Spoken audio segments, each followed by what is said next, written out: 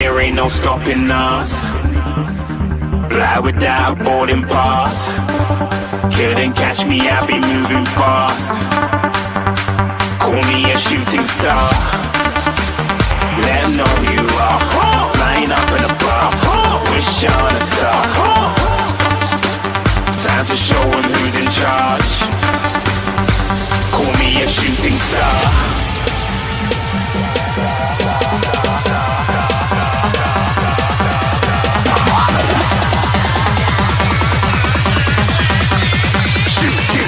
Didn't even get to cross.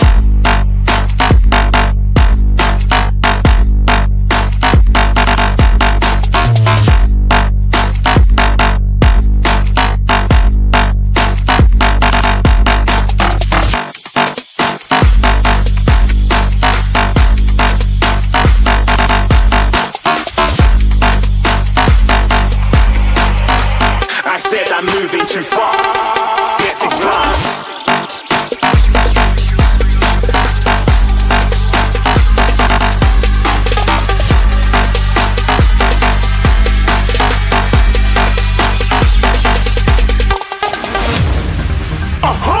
Looking at a shooting star. Got more than a couple of people going mad. I swear they're rooting hard.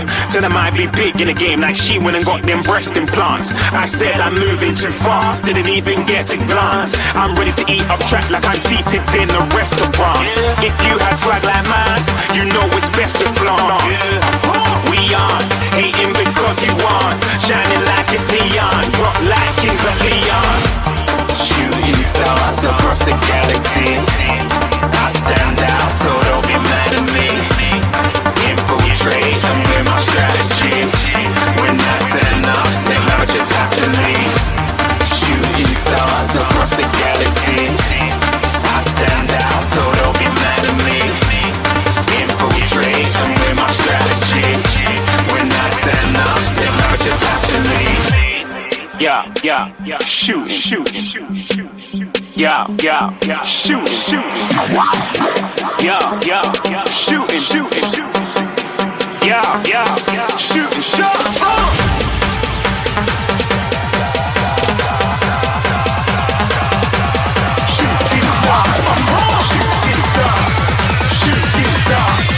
Shooting stars. Didn't even get to cross.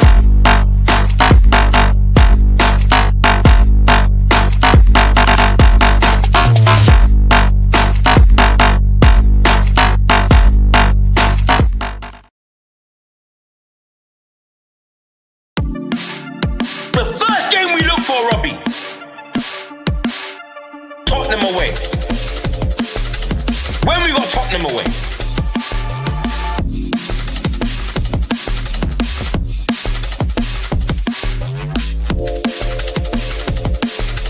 Tottenham away. When we got Tottenham away?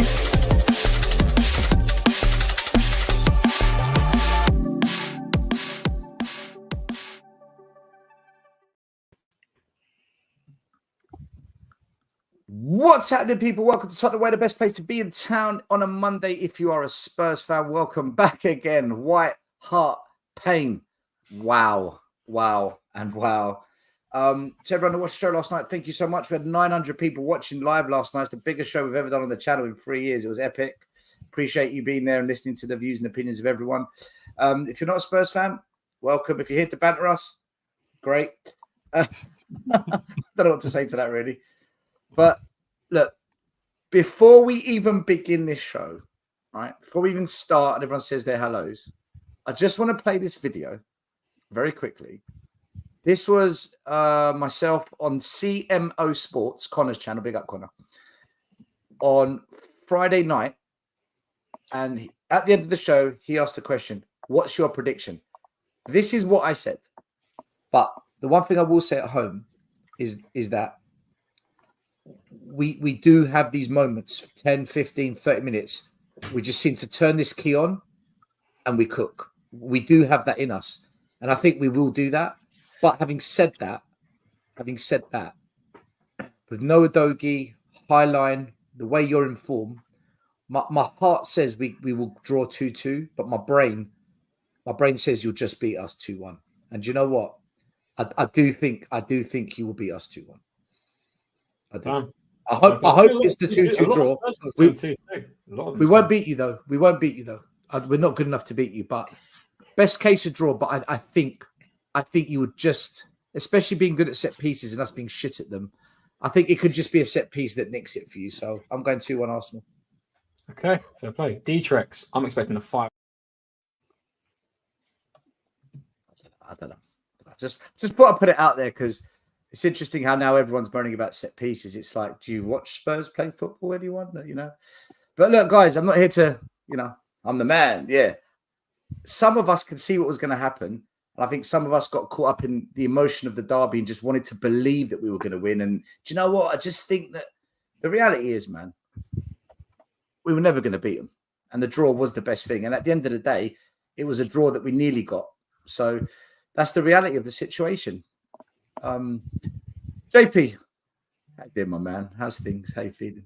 I'm happy, man. I'm happy. I'm happy. I've got my Tottenham back.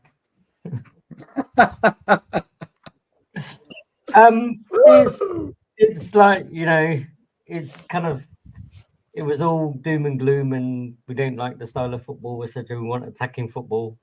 So we got attacking football, but it's kind of okay. Well, how about defense now? Well, we don't want that attacking football. We don't want that much attacking football. Let's get rid of this manager now. It's weird how the tables are turning, and I think quite a while ago we kind of called it almost to say, do you know what? It's creeping in, but it's going to start soon. And I see loads of people already. Ange out, Ange this, Ange that. He's got to change, or else, he's not going to last. And you can just see it all now. It's just a hamster wheel, right? But we'll get into it.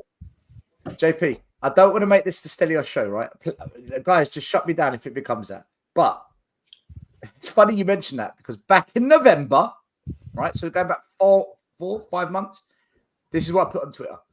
Seen this before. Ange has begun. Criticise the tactics, criticise the team selection, criticise his subs. Why can't he develop the average players? Why is he not playing the youth? Manager out. Look at the date at the top, 11th of November. I actually predicted our fan base would do this, and that's taking what, 5 months, 6 months, and we're there. It's not a difficult thing to predict, though, with this fan base. We know what it's like, no matter who the manager is. But Ryan, name me a channel, name me a podcast. Not you guys, you're not part of what I'm mentioning, but name me where Spurs fans are saying this. Like, to be fair to him, and I'm not here to take his thunder, and we'll come to him, right? But Maz, over a month ago, said this manager's done. And he explained why. And we were, Maz, relax, calm down. Listen, we'll get to Maz, but we'll get into it, yeah. I just think there's a lack of reality in the Spurs fan base. There's a lack of reality across our social media platforms. Iggy, how you been, man? I ain't seen you in a while. I'm all right. I told you guys on the weekend or before the game was started. I said when you accept the fate, relaxed about the outcome. I wasn't in any way or form. It was like going through a bit of emotions really on the weekend. So anyway, we'll get into the game and stuff like that. And as always, it comes down to the manager. And now, what is it, 17? I've lost numbers now. 17th manager, 18th manager now in 24 years. We keep going on about the manager. And whilst listen, I'm not sparing him of his own faults. He has his own demerits in this. But to solely put it on the manager, which is what's happening right now across the socials, the fans. I've been listen. I've not been active. I've not been actively a lot on YouTube lately, personally. But I've seen the reactions even after the Arsenal game, and it's all one person really is taking the flak, and that is the manager. Please, someone tell me if that is the right way to go about it. Year after year, manager after manager, always and solely blaming the one person. Like I said, he has his faults.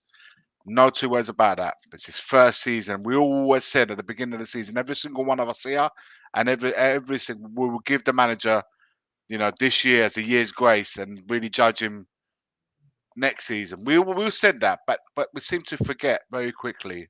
And it's right every now and again we remind everybody of this. That's all. By the way, I'm Yep. fine, and I hope you all We're all healthy, all that's the main okay, thing. and everyone's all right in the chat. What's that? We're all healthy. That's the main thing. Yeah, listen. Of course, I'm not happy about things, man. Of course, I'm not going to be happy about things. But I said to you guys in the WhatsApp, I said, look, I already know the outcome. Once you know, your fate, you can be, you can be calm about things. And whilst I never, it's never going to be a happy losing to your London rivals. But you can't say there's anything, momentum or any kind of. We had nothing going into that game, even with a 2-week gap, 2-week no game. We had nothing leading up to that, and they've got all the momentum. They've got more to fight for. They're fighting for the league and potentially winning the league. And you look at that, what they got to fight for, and look at the momentum getting into that game. We had nothing to take. What about pride, Iggy? What about stopping them from winning the league? What about that? The fact that we got For 26 minutes, we were 3-0 down.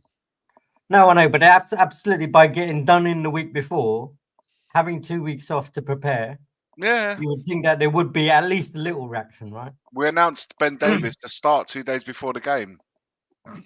Listen, we're going to get into all that. I just do want to add to something JP just said there before I get to Ryan.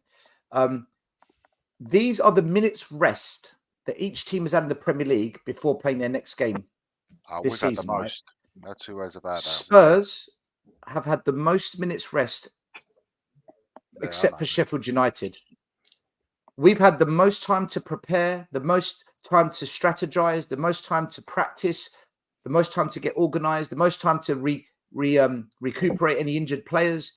There's this thing about preparation. We have had the most of anyone. So just to put some perspective on that comment. Ryan, you're at the game. I did call you to come and find you after the game, but someone told me you stormed off. So you can tell us a bit more about that. Yeah, I stormed off. I went straight home.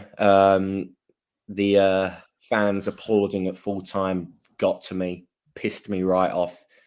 The fact that every single one of those players that entered that field couldn't give anything more than half an hour when the game was done and dusted pissed me off. And the fans' reaction to that 30 minutes of at least they turned up. Right. Let me interject.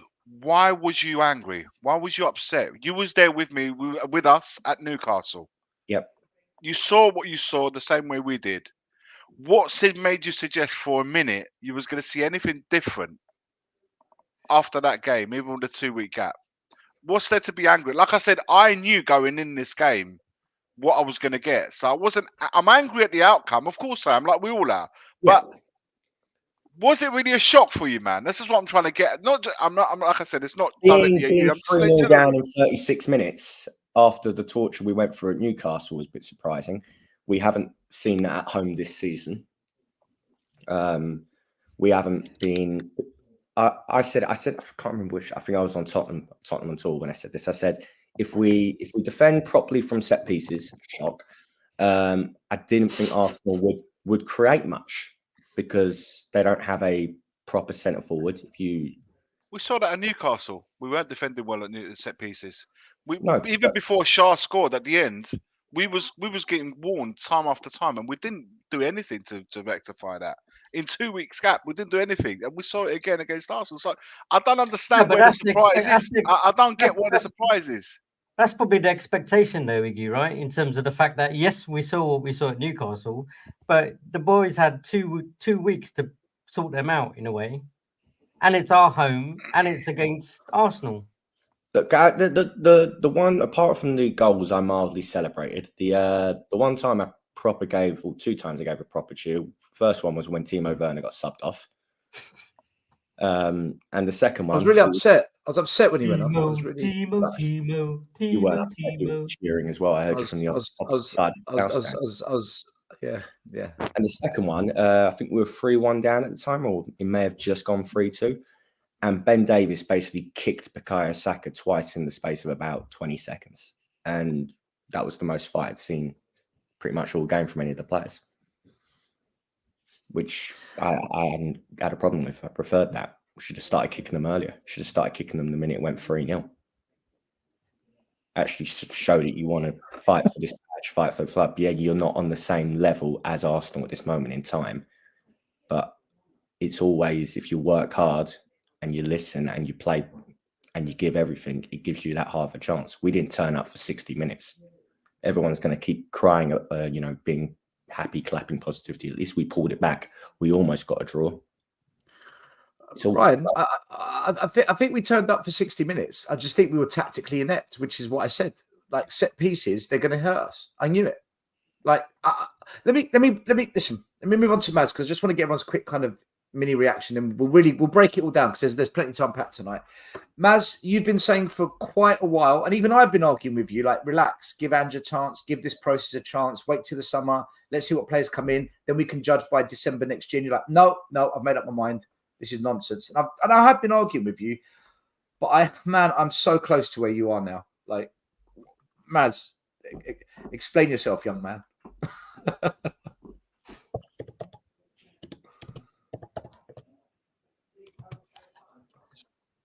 I built him up. I gave him the intro. And I think he's typing. Can you hear us, mate? Hello? All right, well, yep. There we go. Right. So I voiced my concerns in November. I think that was the first time I mentioned about seeing the same old patterns occurring at the football club. However, as the months went on and the transfer window passed and Timo Werner came in, I think in my head deep down. Sorry, Maz. Whoever's typing, mute yourself because it's really loud. Yeah, sorry, Maz. Carry on. And when I saw Timo Werner come in January, I think at that point I sort of knew where my heart was going and what my head was telling me. And well, yeah, everyone knows what my position is in terms of the club and Ange. Look, I'm not happy about what happened on Sunday. I knew it was going to happen. I think I predicted the 3-1 loss. And I guess without going into a long rant, I guess it's another. You know, they always let us down, right? We knew this was going to happen. And yeah, that's my initial feelings on it. Lee, you haven't been on the stream for a little bit. You've been busy. You're back. What a one to come back to, man. But yeah, Lee, you've been a bit like me. You've been saying, look, give it time. Let's just wait till the signs come in. Let's get to next season. But have you moved from that position now after watching that? Because a lot of fans are saying, look, lovely guy, nice bloke, nice with the media, says all the right things you want to hear, but bloody hell, man, this is tactically insane. Listen, start off with Iggy. I expected what happened yesterday. After getting schooled by Wolves and then getting beaten by Newcastle, I don't understand what we expected anything other than Arsenal to turn up. You know, that to be fair to us, this is what the first. I think it's quite a long run of games where they haven't conceded a goal. So props to us for getting a couple of goals, but I didn't really expect anything other than what it turned out to be. Really, I think at the most we could have got a draw out of it, like you said. I didn't see us winning it, and the reason I didn't see us winning it are for the reasons why we said we're bad at set pieces. This high line that, you know, I didn't watch it for 90 minutes and think the high line was really a problem. If I'm honest, the one time, you know, they got the ball when it was a ball over the top, they took advantage of it. But there was a few other cases, but I didn't sit there thinking this is the problem. This is the problem today. And the more and more I'm watching, the more and more I'm worried about what is the. I don't get what bringing 4 or 5 players in next year is going to do to change the tactics. That's where I'm starting to get a little bit worried. Sticking to your guns, fair enough, but when you see it going wrong week after week, time after time, you have to start questioning: is it the players or is it the tactics? Maybe they just don't work. I don't know. I'm really am still sat on the fence as to whichever way I'm thinking it's going to go. But to be fair, I'm really am done for this season. I'm just watch every game, see what happens. You know, there's only 3 weeks left. I think the worst thing that could possibly happen to us is that we nick Champions League. I really do. Don't worry about that. I don't want it. I don't even think. I said it a couple of weeks ago when I was on before. After Sunday, after the Liverpool game, let's have another look at where we are in the table and who's right up our arse. Because I reckon United and then Newcastle won't be far off potentially. They could nick at the end. But anyway, let's see. But yeah, I'm not angry. I'm just not sad. I'm just. It was a bit like I expected that. Numb. Bit of a fight in the second half. Do you know what it is, Lee? Man, that this time last season, we was in the same sort of predicament, ending the season in utter disappointment, and here we are again, end of April, pretty much going into May, seeing it out. Almost same, exactly where we were last season. Only last season, the manager checked out in March after the Southampton defeat. And here we are, fast forwarding 12, 13 months on. We are ending the season, perhaps still with the manager in place, but with the same sort of outcome. We're not going to make the Europe that counts. We're not really fighting for any trophies. We're not fighting. And it's the club is serving nothing but disappointments, man. Nothing but disappointment, and there's nothing to say whatsoever. Even if we were to do get rid of Ainge, to say that in 13 months' time we'll be in exactly the same spot, talking about the same thing, serving another disappointing season, because ultimately the mindset of the club doesn't just belong to the players and manager. It's got to be beyond that. And we're failing to address the main issue, which is not from here present. Of course, we've addressed it many a times, but let me ask you a question. Still, 2 seconds. Let's just get this out of the way as early as possible now. For good old wigs. Iggy ignoring my calls in no wonder. Response. We've got a super chat from Dietrich Kane who says, Iggy ignoring my calls into won the league against AC Milan. I blocked his calls. I miss you, Iggy. I told everyone Angie's a con man. Forza Nazori. All right. The Dietrichs, we get it every week. Thank you for the donation. All right. Look, by the way, we've got 450 people watching live. Thank you. Like, subscribe. Make sure you follow Tottenham on tour as well. Ryan, Brian Daigle, and the guys over there. We would put up every single one of your comments to say hello to start the show, but there's so many. We'll be here for like 20 minutes. So big up to all of you.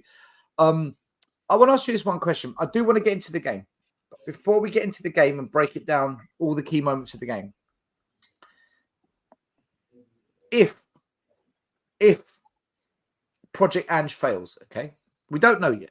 Some think they do know, some think they don't. We don't know yet until it's done. Until it's done, it's done. If Project Ange fails, I put a question out on social media, like one of those polls, and the question I asked, and I want to ask you guys as well, what you think and why, right? So the poll I put out there was, if Project Ange fails, what's going to be your response to it? Enough is enough. It's another failed manager. This is it now. Daniel Levy has to go. He must step away from this, step down as chairman.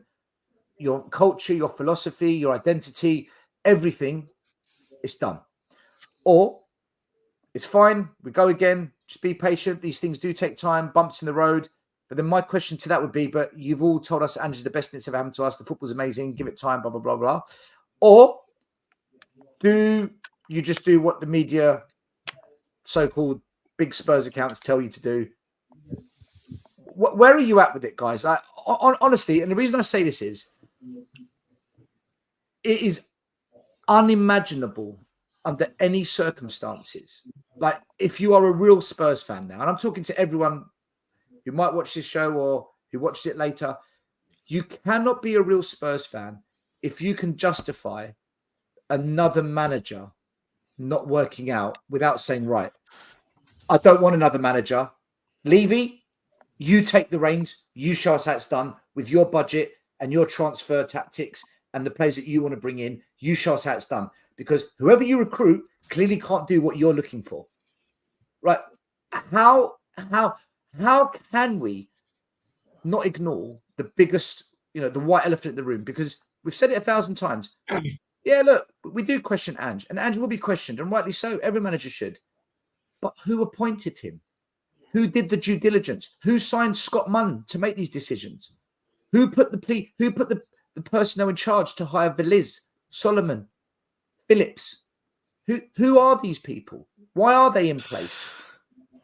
This has to come from the top. If ever there's been a moment where it comes from the top, where all the Spurs fans said, "Oh, but Conte, but Jose, they're win now managers," that doesn't work, right? Well, you got the entertaining best football you've seen manager. You've got the guy that is great with the media. He says all the right things. If it doesn't work with him, then what? Because you literally have gone through everything now. And those of you that still defend Levy, those of you who still defend ENIC, you are literally in the mud. Like, you are finished with the comments and the excuses that you've been saying. Guys, I'm putting it to you. You know how I feel. If Project Ange doesn't work, literally, then what? So I'll go first. Maz, can I beat you to it just real quick? Yeah, It'll take me 5 seconds. Yeah. Because it's time to change the situation if Tottenham want to change. If they want to continue in this way, they can change manager, a lot of manager, but the situation cannot change. Believe me. That's it.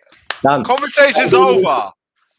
Conversation's over. Maz, So- I know Maz probably would have brought this up anyway, but what's changed from those words? What's changed? All right. Okay, so here's the starting lineup. This was I the think starting lineup. everyone else needs to realise this, though, don't they? At the end of the day, I'm just asking. right? I've got one question. One question. Wait, let One me question. speak, guys. No, wait. Let me speak, and I'll come to you guys. Otherwise, he's not going to get his chance to speak. Go on, man, speak, and then I'll come to Ryan and Jason.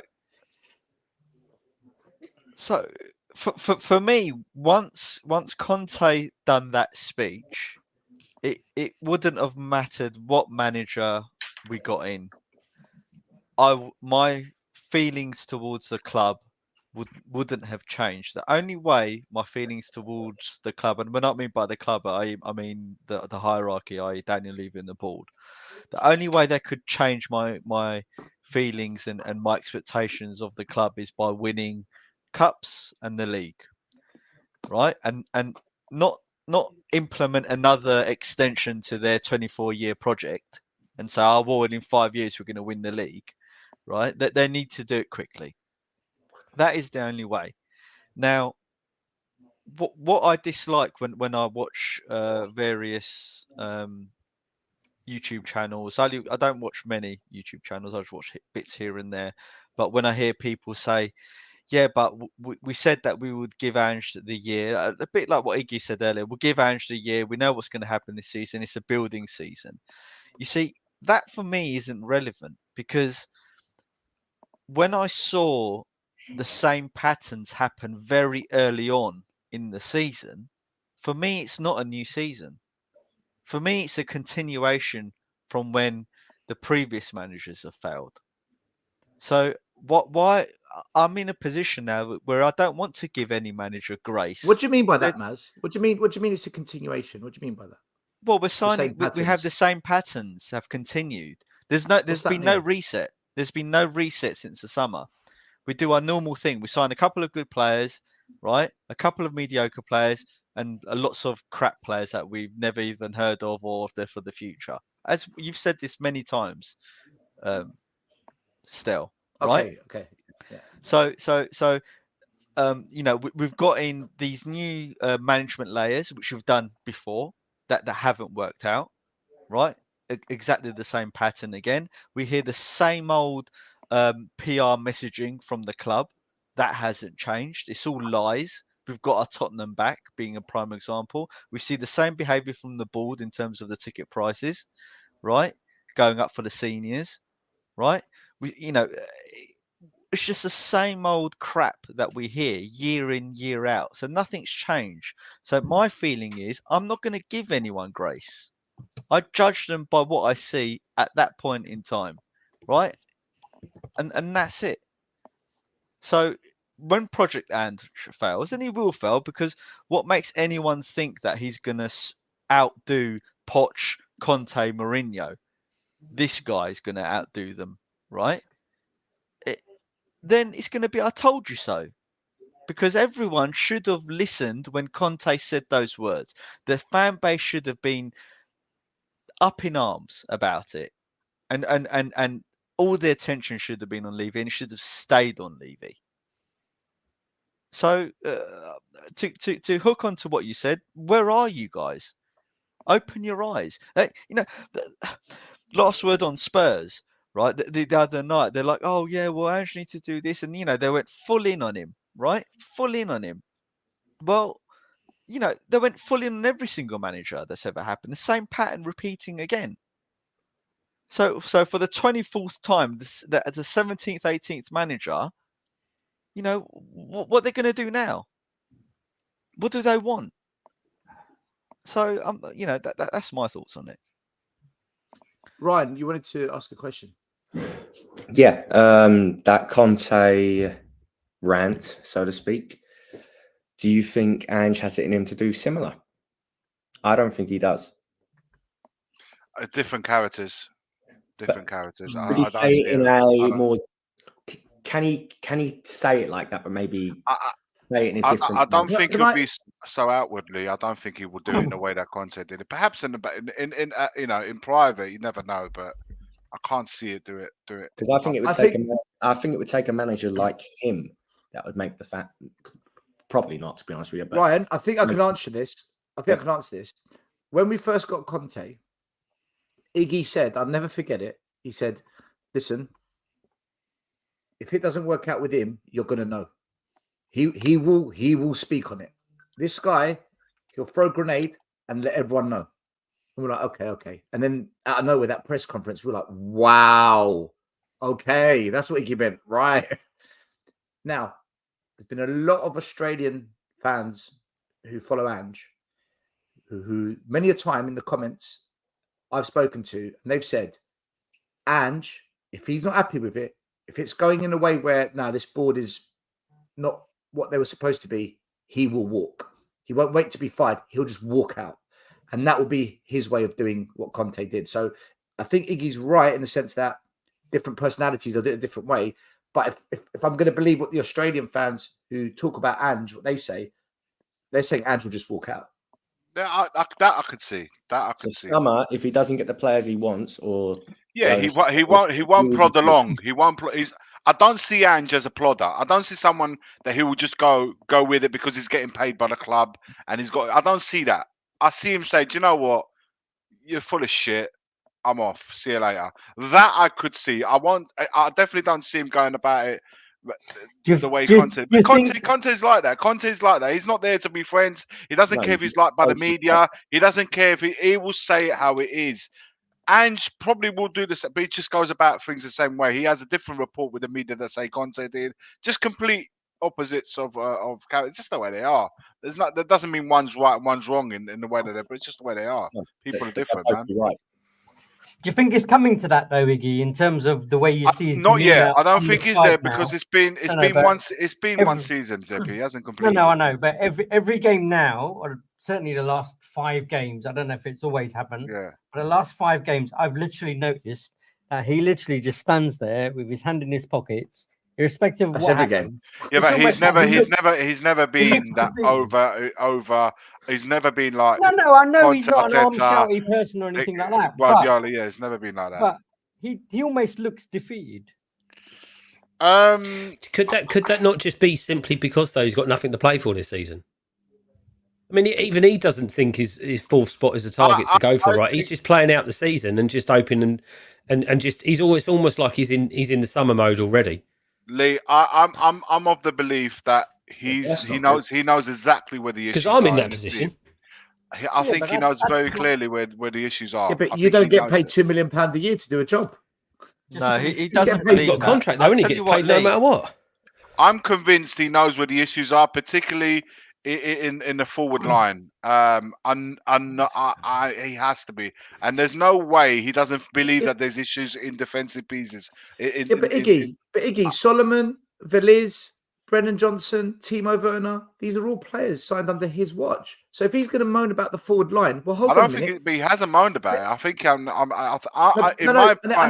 never said moan. I said if there's a problem with the forward line, he sanctioned the 4 forward players that we signed. He said they're on me.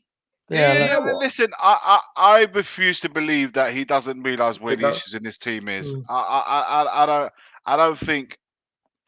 I think this is this summer is going to be very telling in regards of what happens with him, and what they're going to be discussing behind the scenes, and how we move forward towards next season. Because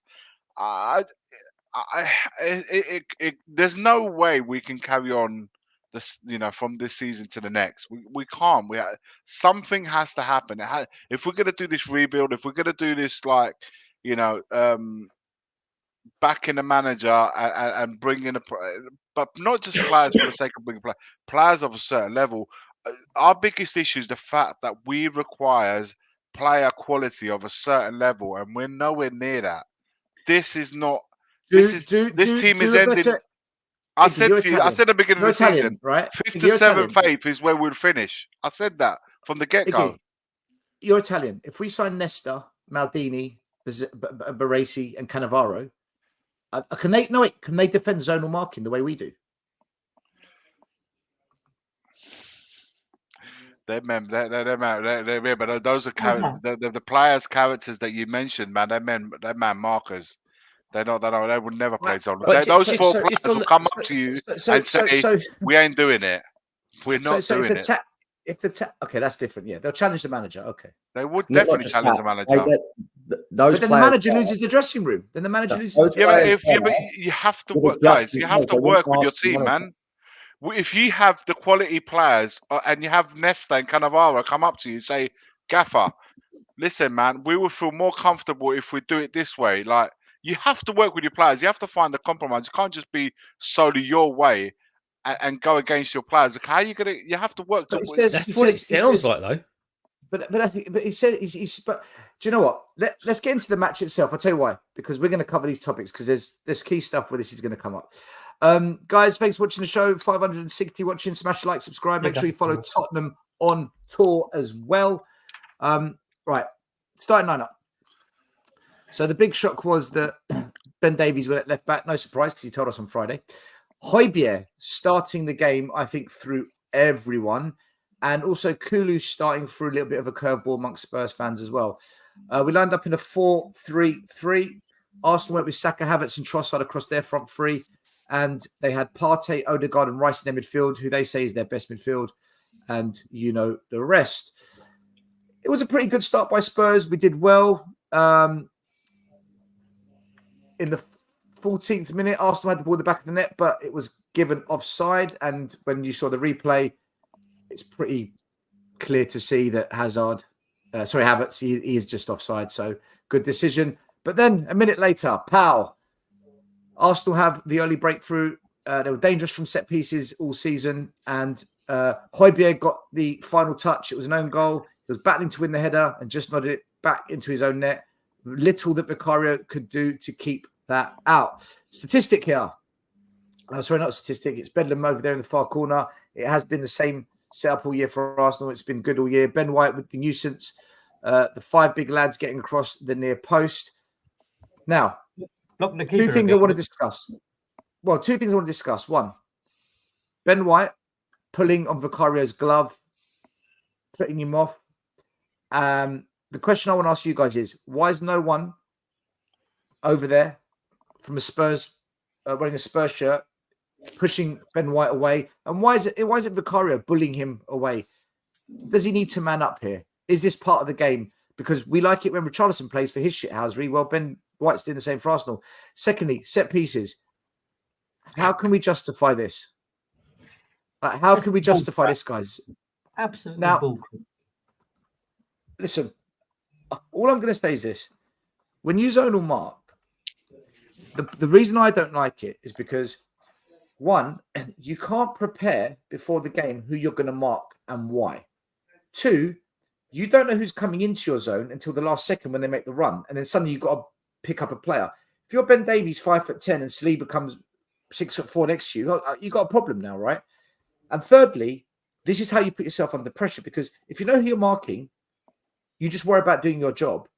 And there's no real pressure with that because there's no confusion. You know who you're marking, you know why you're marking him because you practiced it or you've prepared for it.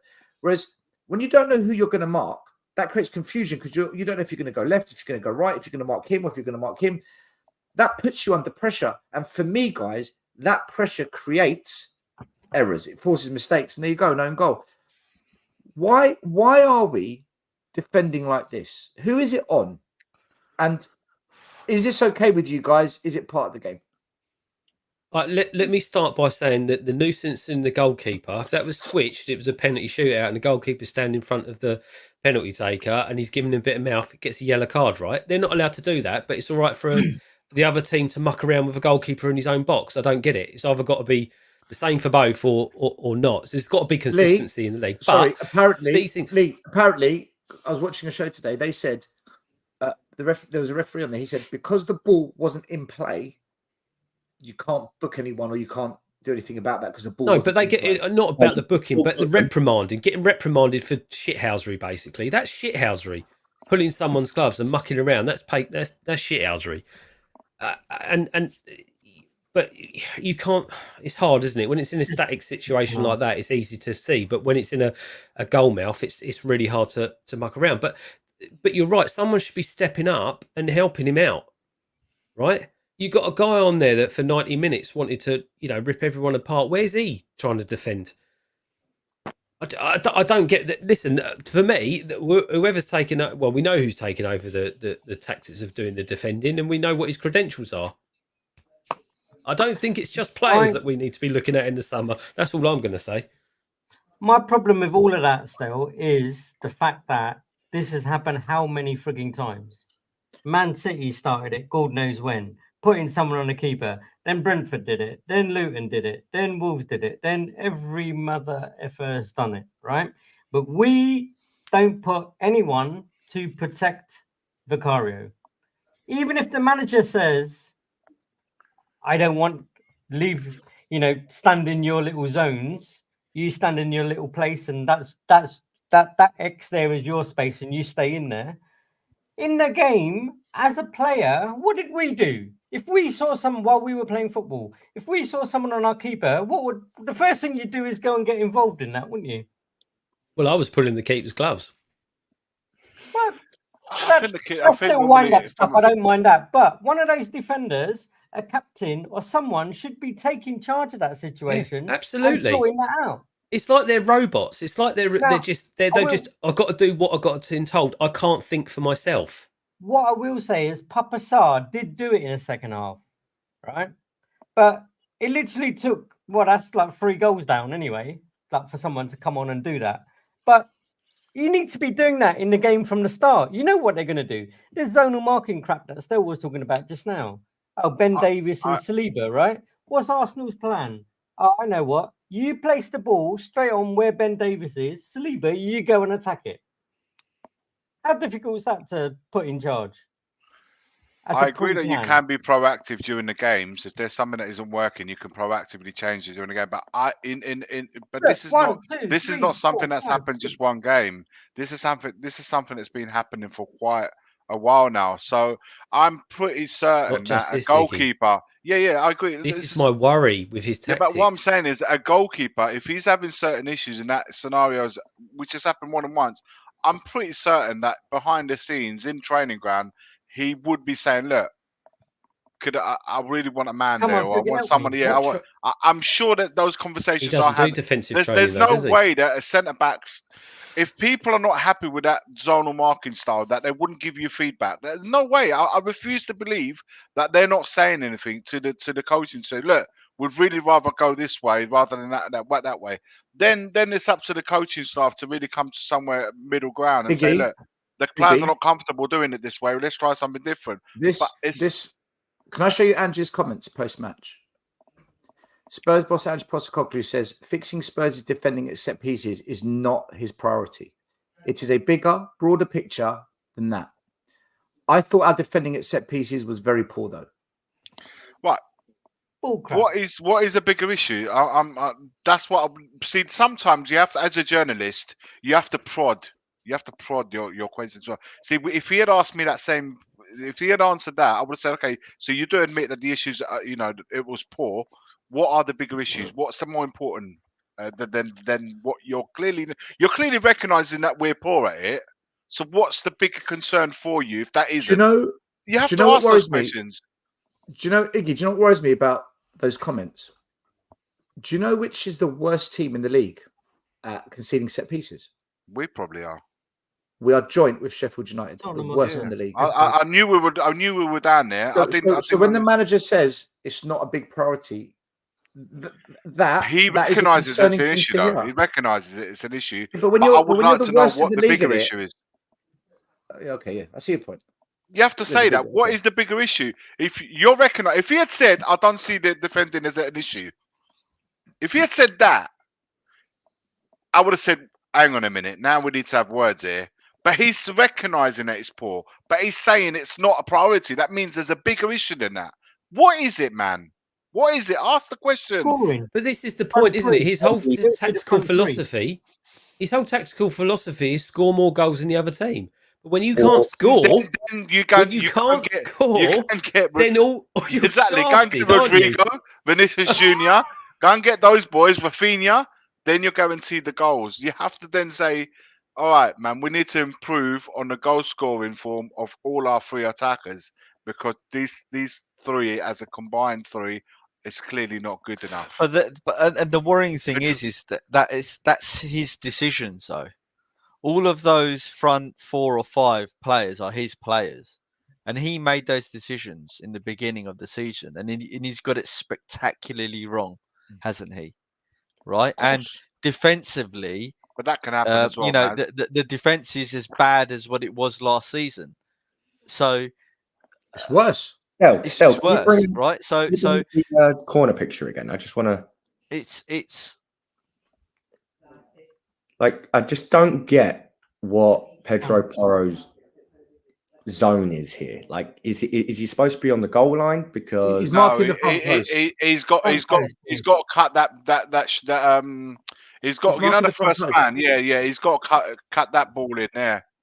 So, look at that. 1, 2, 3, because there's two things that's gone out of the game from defending corners. That's a man either on the far post or near post to stop the near post. That's a European thing, though, Ryan. Goalkeepers and European goalies often don't want the men on the post because you catch people offside. Why can't we just man them? Why can't we just man mark? What's the issue with it? It works. I've said in comments a couple of times. If you want to play this big, expansive game of football and try and you score, we score, why the hell have we got Son and Brennan Johnson in the penalty area trying to defend corners and win headers? They're 5'8", 5'7". Well, this goes to my broader point, right? They automatically have to bring 3 back. This goes to my broader point, right? He's made the decisions in terms of the attacking players that have come into the club, right? And he's made the decisions about the defensive side of things as well, right? You would expect that. He's the manager, right? Now, what it looks like to me, right, is he's got both ends of the pitch spectacularly wrong. He's got, and we're distinctly lacking guys with grit who are willing to fight and use their head and their football knowledge, right? All of that picture just highlights to me that they look like they're really confused about the tactics. That's what it looks like to me. They look really confused about the tactics, right? It doesn't take a genius to know, right, that you have to pick up your man early, right? You know, and Stel said that in that zonal system where they've got players doing shithousery, players making late runs, how are they going to pick them up? So surely they should default back to what they know best, right? But they don't. They're just static and scared, and There's no then we just get accountability. done. Exactly. There's no accountability in that. But the biggest factor for me is that the attacking team has got the run on the player that's standing in the zonal area. Yeah. If someone's got the run on you, don't matter how big you are, he will him, beat you yeah. to the header. There's no two ways about it. How long is it, right? As a Premier League player, how long is it?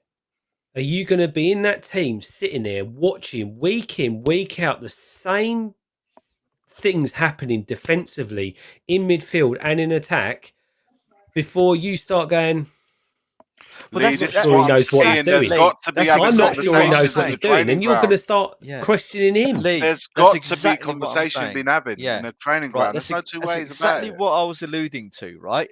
At what point does their experience and the professionalism about the game kick in and say, you know what, this is not I'll working? show you what happens. Romero happens yesterday when the guy's playing up front, when the guy's running around that pitch like a nutter going, this ain't working, I'm going to do something about it. We literally, but then he could have exactly the same issue, 4 months ago when we were having troubles with defending corners. Actually, do you know what? I'm not going to sit in my zone. If he gets the ump with me, fair play. But if we're letting in goals left, right, and centre, I don't care. If I defend my own keeper, I'm doing my job. It reminds me of Kane. If you start doing your own thing, though, if you start doing your own thing and play, start doing your own thing. It reminds me of Kane when he used to come back, right, and defend and be all over the pitch, and the managers wouldn't dare tell Kane what to do because he was the best player and he knew what he was doing, right? And it seems to me that scheme, Romero yesterday. Yeah, it seems to me that team is almost scared to challenge Ange, right? Yeah. And they're all scared stiff to take accountability and play. It's the complete opposite of what he's telling them to do. Why do you think Levy brought all these young players in? If you don't have any leaders, I think that's also wrong. Open up and tell the manager, look, this ain't working. I agree, Brian. This is what I'm saying. These are conversations that be having in the training ground, and defenders and the goalkeepers and stuff like that. We were saying about Ben White. These are situations that you deal with in the training ground, and you come to some sort of understanding to say, look, let's try something different. And often the manager does say, you know what? Let's go with what you guys have said. You want to go man mark? Let's try it. And if we don't work your way, we go back to mine. There has to be some sort of conversation be having. You can't have a situation on Sundays where the team decides 3 or 4 players decide to get together and say, "Fuck this! Forget what that fucker's saying on the sidelines. We're going to do our own thing." Once that happens, you've got a complete divide in the changing room. See, this goes back. This goes back to what I said at the start of the show. We've had the most minutes to prepare. We've had the most minutes to practice and plan. I don't think I got nothing for that, man. I don't know, man. What do you want me to say, man? I left that comment up from Tony Rodriguez. So big up, Tony. I think this is what Anne said, right? If I thought fixing defensive set pieces was the answer to us bridging the gap, then I would focus on that almost. Well, it is the bloody answer, isn't it? Because we wouldn't have lost the games. I mean, what kind of daft thing is that to say? There's one thing I noticed. Go on, Ryan. Go on. What he's trying to say there, Ange, is literally everyone can concede from set pieces from time to time, but he wants to focus on actually getting us playing the right way. But we do it every game, Ryan. Well, we do it every game. We've done it the most this season. It's costing us games, though, isn't it? We know it is. I'll tell you what. Actually, I'm big Ange backer, and I'm literally the only one here that's trying to. No, Ryan. I partly agree with you, and I'll tell you why. I think I know what he means.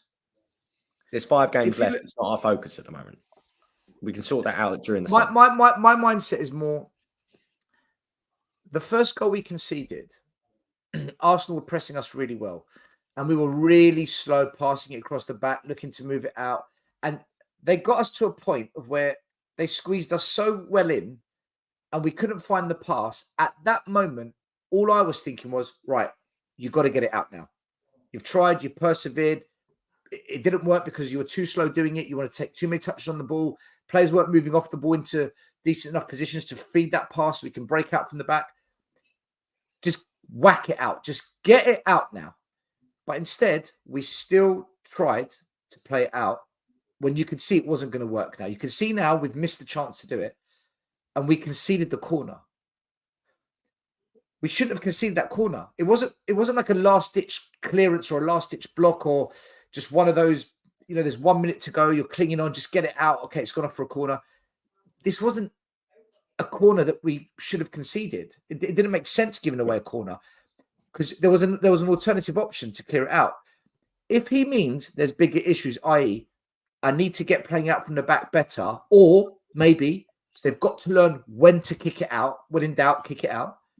If that's what he means, I can kind of understand what he's saying, because then, yeah, I get it. Because now we won't give away the set pieces. I get it. But my only criticism of that thinking would be, but you're never going to go through a game giving 0 corners away. So you've got to practice set pieces regardless. So I do agree with what you're saying, Ryan. I can find logic in it, but to completely neglect it, I think is naive. But that's an interpretation, that's an interpretation that you've come up with. But why, as a journalist, this is what I mean about prodding the question. When someone gives you an answer, why are you then not? If Brian just you've answered, then I'll say, well, let's get into that a little bit more in depth. Ask the damn question so he can say to you, we're focusing on other things right now. That question, then go ask the set piece coach. It's not my job. You don't know if he asks that question though, because you're only looking at that. At least ask him, man. At least ask him. Yeah, maybe, but what I find with journalists, I think there's too much focus on. Even when I watch the press conferences, right, there's too much focus on a lot of stupid things that I'm not interested in. But why not ask the tactical stuff? Why don't you ask those questions that we want to know? Because I would have a lot more in what I see during the game that I would love the manager to ask me. What is his thinking behind it? What is his thought process? If he doesn't deem it as a priority, but knows it's poor. What is the priority then? Those are the questions I would love to be asked. I want to, as a fan, I want to know. I was listening to Lee Gunner.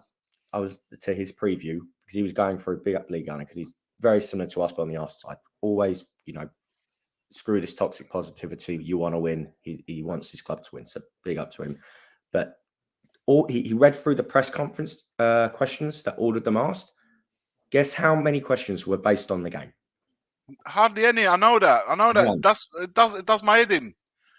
It does my head in. I don't understand why there's not more focus on the tactics. Because some of the journalists are scared that they'll lose access to Ange and Arsenal. Yeah, exactly, and they won't. Media puppets. It's not what the fans want. The fans want to know these questions.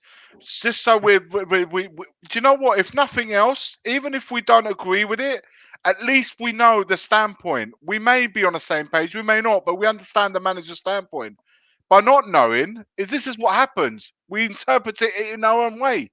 Stell's got an interpretation of it. It might be even right. Yeah. We don't know. Everyone reads it differently. Exactly. This is the issue. Big up to Dio, by the way. He messaged me. He flew in. Sorry we didn't meet up, my man. He flew in from, I think it was USA. He says, despite losing, had a great time at the North London Derby. Do you know what? They are special games, man. There's no two ways. It's a day out. Look, we get it. Well, big up. Thank you for the super chat. I want to move on. 20th minute. A good response to Arsenal's goal. Romero off the post. I said it had been a good response from Spurs. It was nearly a perfect one there. Romero is found at the back post by Maddison's free kick, not far from the corner flag, and he should have scored. He's free, but can't quite steer the ball inside the post. That was close. And then 2 minutes later, Powell, 1-1, Van der Ven. Van der Ven looked to be the last man when Porro shot. He picked up the loose ball and he finished well past Rea. But it appears that the goal will be chalked off for offside. Went to VAR. Listen. It's a joke. Listen, I don't know how close that was, it's man. a joke. It wasn't clear and obvious. That should never have been ruled out. It wasn't a clear obvious. Iggy, the only problem I've got with this, right, and I'm just being devil's advocate now, because I looked at it plenty of times after when I come home, and I'm like, how is that offside? My only kind of issue is this.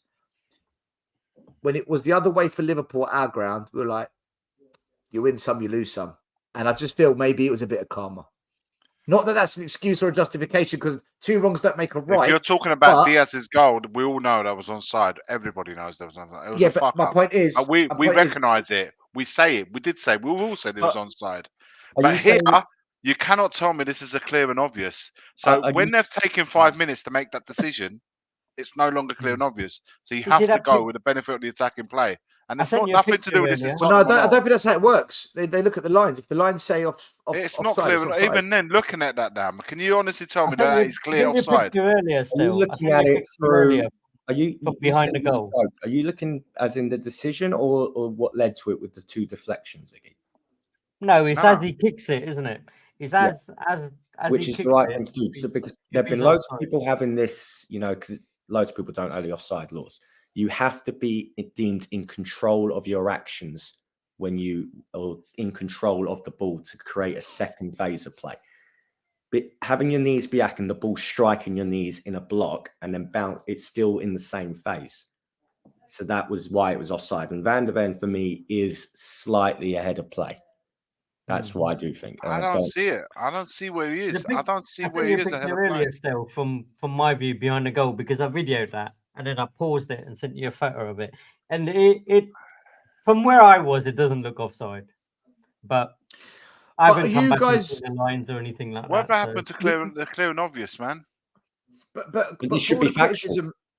Offside is factual, though, isn't it? It's factual. So there is no clear and obvious with it. It's either on or off. It's a bit like if it's in the area, if it's not. Whether it's on or off, right? Are you guys, praise has to be given surely to Ange, because we went 1-0 down. The team reacted, and then we've hit the post. We scored a goal, marginally offside. It's not like we bowed down and said, "Yeah, we're going to capitulate like Newcastle." We went again, and is it fair to say we were unlucky not to get an equaliser? We're a bit unlucky. That's a massive moment, man. That's a massive moment. That Van de Ven scoring 1-1 to us going 2-0 down. How many minutes is it? I didn't think we deserved to be 2-0 down at that point. But it's there. It's that ball. It's that ball over 1-on-1. We showed him the inside when we know Saka's always going to go on the inside instead of showing him the outside. It's just basic. It's like almost like you don't do your homework against the opponent. You know that he's looking to go in the end. He's looking to cut in to get his shot in. You don't let him in. Let's go to it. There's a build-up play before that. Let's go to it. So this goal was very complicated for many reasons. So 3 minutes after our disallowed goal, Arsenal got the other end, double their lead. Wow, this could be controversial. Spurs thought it showed a penalty up the other end. Moments before the goal for fouls on Kulusevski and Maddison, but they weren't given. Arsenal go up the other end rapidly. Saka, 1-on-1, beats Ben Davies, and then puts it past Vicario. Now, a number of things. So, first of all,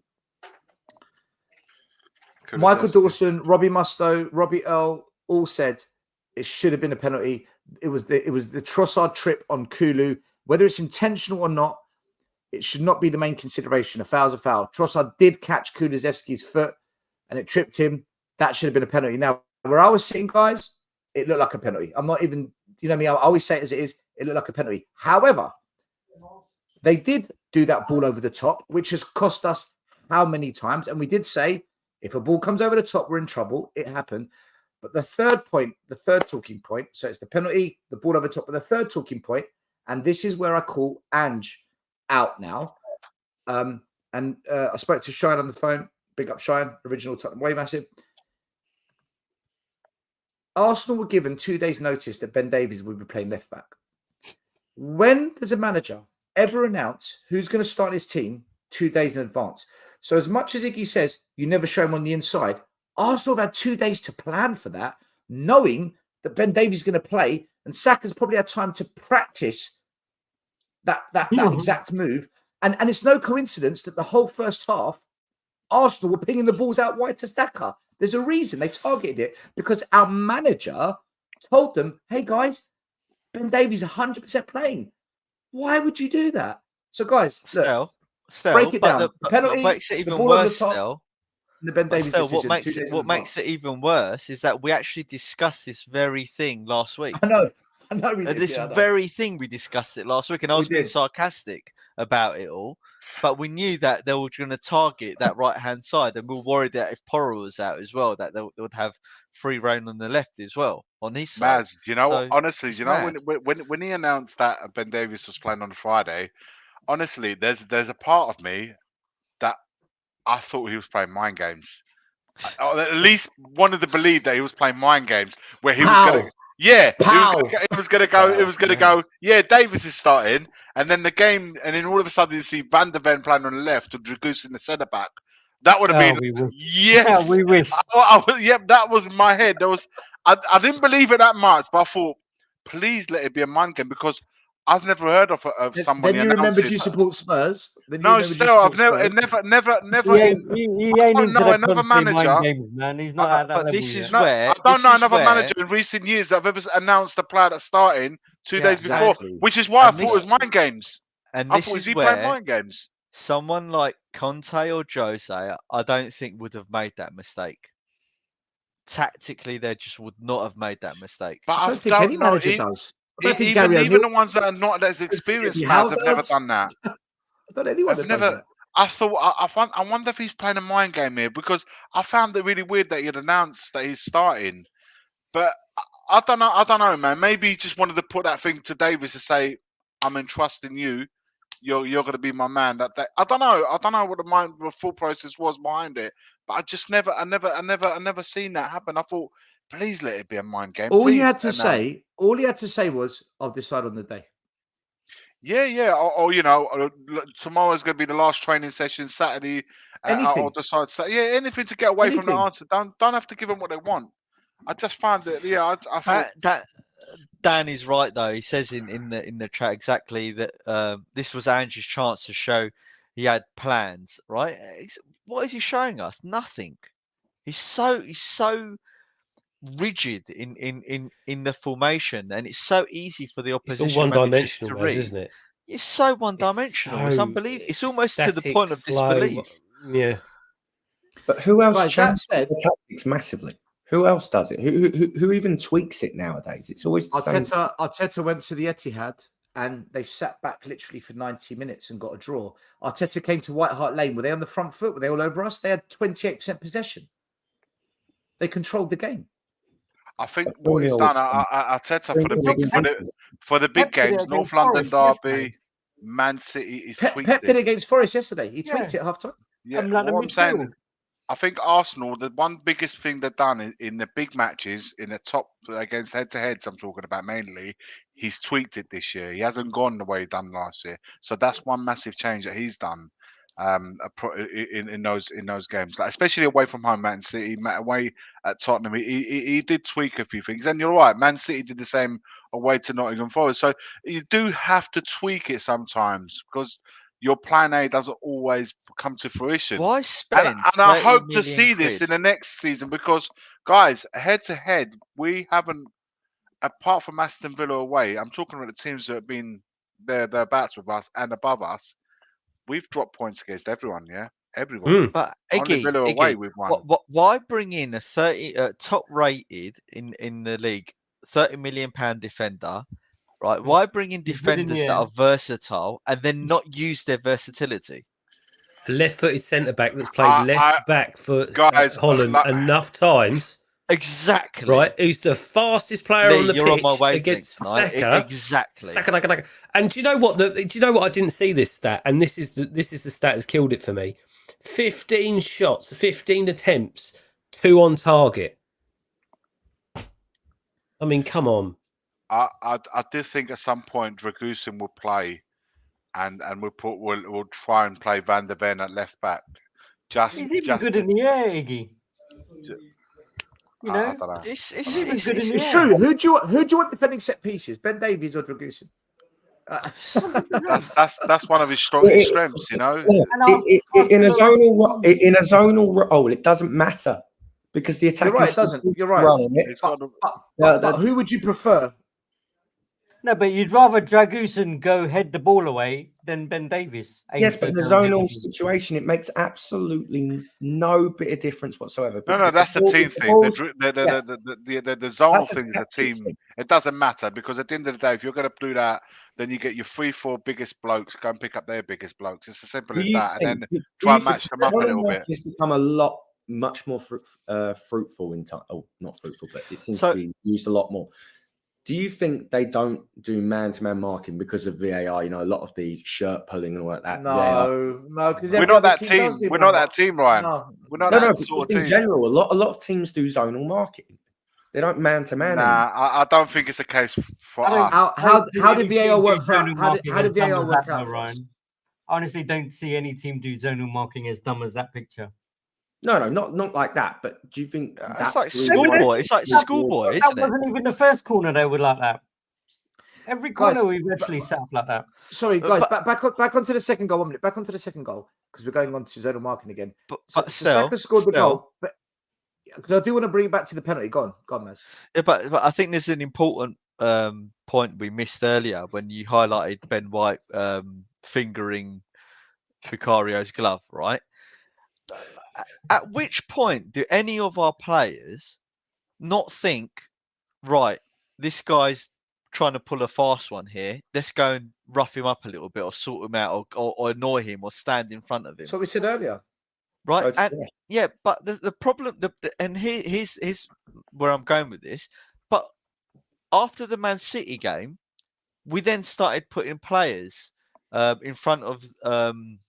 Sorry, what Vicario. was it? Vicario, yeah, but there's another game, West Ham as well, right? We started doing that because we knew they were targeting him. Why did they just suddenly stop against Arsenal? No idea. Forgot.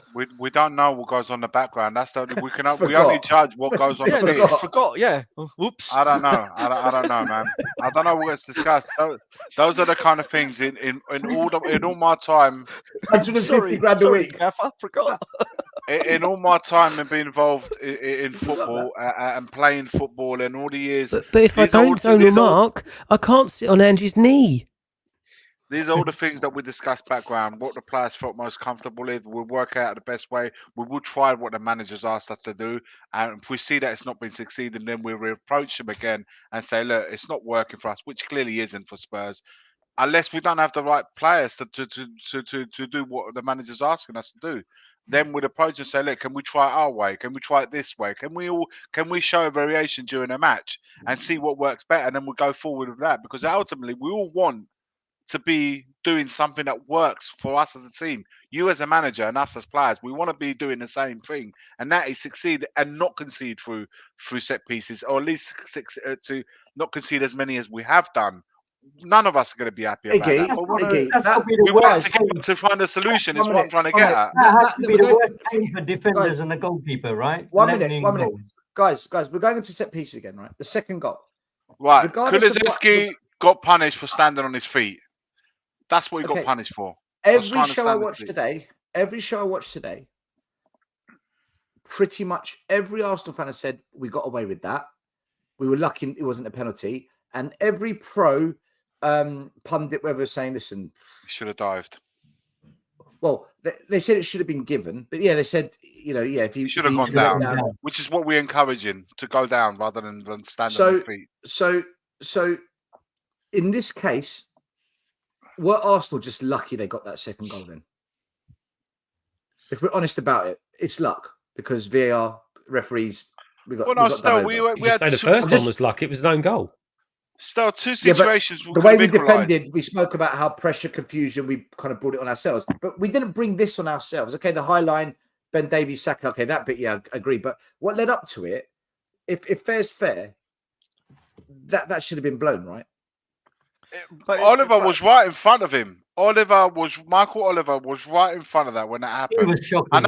I know there was another one with Maddison straight after in that same incident. There was Maddison. I don't agree with that. Maddison one wasn't a foul. I thought that was actually stupid of Maddison to even attempt that, because from receiving that ball is what started their attack. One ball over and then we're in. That's why it's not luck. Okay, you hit the nail on the head. That's why, because it would have been unlucky if Cooley went down and then they just pinged one ball over the top and that was it. It was done. But the fact that Maddison then followed up with his stupid dive gave them the opportunity to recover the ball and then play it, right? But why would then VAR not review Kulusevski's the foul on Kulusevski? They didn't even look into that. They Well, just Because he didn't accepted it wasn't a because he penalty. didn't Do you know what? Apparently, Michael Oliver refused to go to the monitor. He was He rubbish. was told to go to the monitor and he refused. I Okay. think it's What, far. for Kulu? I think it's I don't far remember that in the match. stretching to I worry don't remember about. that in the match. Apparently, He was shocking. around on social media. No, but I don't remember it in the match. NBC saying Forget that. social media. Forget social media. Man. No, but on the NBC commentary in America, they were told that Michael Oliver, because obviously the commentators okay. VAR and the Yeah. they heard that Michael Oliver refused to go to the monitor. He was shocking. I don't get it. I don't After the understand penalty the that we point. got, that I was don't- right in front of him, and he just blatantly didn't give it. You see, there's two situations there we could equalise. Van der Ven ruled out, and that would have been 1-1 instead of going 2-0 down. And then in this situation here with Kulusevski, I think the score was still 1-0 there. We get a penalty, it's 1-1. So there's two situations where we're equalising rather than going 2-0 down. So I'm not saying the outcome is not going to be any different. You know, the eventual outcome, we still might have gone on to lose the game, but to be leveling and then going 2-0 down is a completely different mindset. And listen, again, a player who tries to stay on his feet, commendable it is, but commendable as it is, it doesn't get rewarded, man. So players, when we ask ourselves why are players throwing themselves about, going down, you know, trying to earn this and trying to get a player in trouble or rolling about, when all the things that we hate, now we understand why players do it, man, because by doing it the other way, it's not rewarded. It's not rewarded. Iggy, we're the don't get worst what's at to doing do. it, though. That's the problem.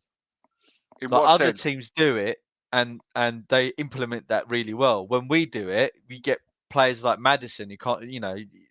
No, I'm who talking can about afford Kulu. with I'm that talking dive? about. I'm not mad. I know Madison. I'm with you with the Madison Yeah. one. That was pathetic. But Kulu, man, you could see that he had lost his balance because he'd been clipped. Yeah. But he's so into that momentum to play that ball into Madison that it doesn't get rewarded Yeah. for his honesty. You know, You get- someone like Lamella in that situation would have gone straight Oh down. my God, straight down. Lo Celso, all them. Also, straight Yeah, down. 100%. He would. They all. Anyone Richarlison, South all the American? Anyone South American? It's just Yeah, but South Americans, Italians, Spanish, they would have all gone. They would have But all for gone. the good and bad of players like Lamella, he was actually quite an intelligent player. You know, he knew when to tackle and when to go down and when, you know. And, Well, and look what he just did to missed that. Martial. Exactly. But where's the thing is, we always encourage, we want our players to stand on their feet. We don't want them to cheat. We cuss them for diving. We cuss them for cheating. And then look at that. Kulusevski tried to do the right thing. He was fouled, but he tried to carry on. It doesn't get punished. If any, it doesn't get. Bring up Mr. Post Office's comment 9:57. Post Office. It's about the trip up. Because yeah, as a fan base all across the Premier League, we always talk about consistency with referees. All we want is consistency. I'll bring up one exhibit A where this has happened and it was given outside the box. It involved a Spurs game and it was actually given as a foul. Remember Spurs Liverpool when Jota got booked when he just brushed, I think it was Bissouma's leg? Yeah. That was for his first yellow card. Exactly the same thing. Just clipped, same running stride. Yeah, there's no consistency with referees. There's no consistency. So it's one of them where I think if it's outside the area, it gets given as a foul every day of the week. It's one of them where, because it's inside, it's probably not enough for a pen. But then the old question is, a foul's a foul. Correct, foul's a foul. Oh, by the way, big up to Mar Hotspur. He came also from America over, come up to me, said hello, top guy. Big up to you. Make sure you like, subscribe to the Mar Hotspur TV. Very quickly as well, new member Edex, big up to you. William, thank you so much. He says, big up for the 19k subscribers. Leave you out. Big up to you as well. And a super sticker from London, BR69TF. Big up to you. Tommy, I'll come to your super chat at the end because you're asking us a question. I just want to do the match and then we'll do your question. I want to move on to the third goal. Look, it is what it is. We're 2-0 down. And then it's getting messy for Spurs. Arsenal is sending a message over to you, Man City. The delivery is perfect, and there are 4 or 5 of them in there, all looking like they could get a glance in it, and Havertz does. And Arsenal have scored 16 goals from corners in the Premier League this season, the most by any team in a single campaign since West Bromwich Albion in 2016-17. The most headed goals in the league this season, 17 from Arsenal, 14 from Luton and West Ham, and 11 from Nottingham Forest and Wolves. Look, I don't want to go into the set pieces again, but clearly it was killing us and we didn't know how to deal with it. Half time, 3-0 down. And this was probably the most annoying thing of all, guys. Arsenal, 2 shots on target, 3-0 up. Expected goals, we had a higher XG, which means we were expected to score more from what we were creating. We had 20 touches in their box. They had 8. Possession, 71.5% possession. So the question I want to ask is this. How many games this season have we had between 65 to 70 odd percent possession? And yet we're just not scoring goals, or we're conceding goals. And are we a team that's got all the gear but no idea? As in, lots and lots of possession, but we don't know what the hell we're doing with it. There was a commentator at the Newcastle. I think it was the Newcastle game where I was watching it on a different, where I had to fly to Singapore to watch it on one of those channels. A special panel. Special panel, yeah. And he summed it up I think it was about the 86th minute. He said, the Spurs are doing the same thing over and over and over again. And I see it week in, week out. They get to the box and all they do is seem to pass it across the front of the box. And there seems to be no, how do we get it in there, or putting crosses in and stuff like that. Nothing seems to happen. No and one of the thing, one thing that I was always under the impression, the way that Ange's tactics work, is that it was a hell of a lot of cutting in and then crossing the ball from like the point of the area to the back post, that swinging those balls in. That was in the documentary. That's one of Ange's massive tactics. That's why you have like a Maddison who swings them in. We saw it once or twice yesterday. Before that, I can't remember the last time we saw it. I don't know whether it's the players, the one-dimensionalness of Werner, where he can only do one thing, which is either stop, play the ball and pass it back. Blast it. But we have no creativity from those players around the box. I think it's there's really hard. I don't think it's lack of creativity. I think it's a lack of movement from the front line. I really do think it's. But this is a problem though. Could it be both? Could it be both, guys? I'll be both. No, I tell you what it is, and I said this to you, Stel. We've watched this. Yeah, we're so slow in our build-up play that it allows the other team to get set so quickly that it's almost like we just basically end up with like 8 people across the front of their box. Exactly.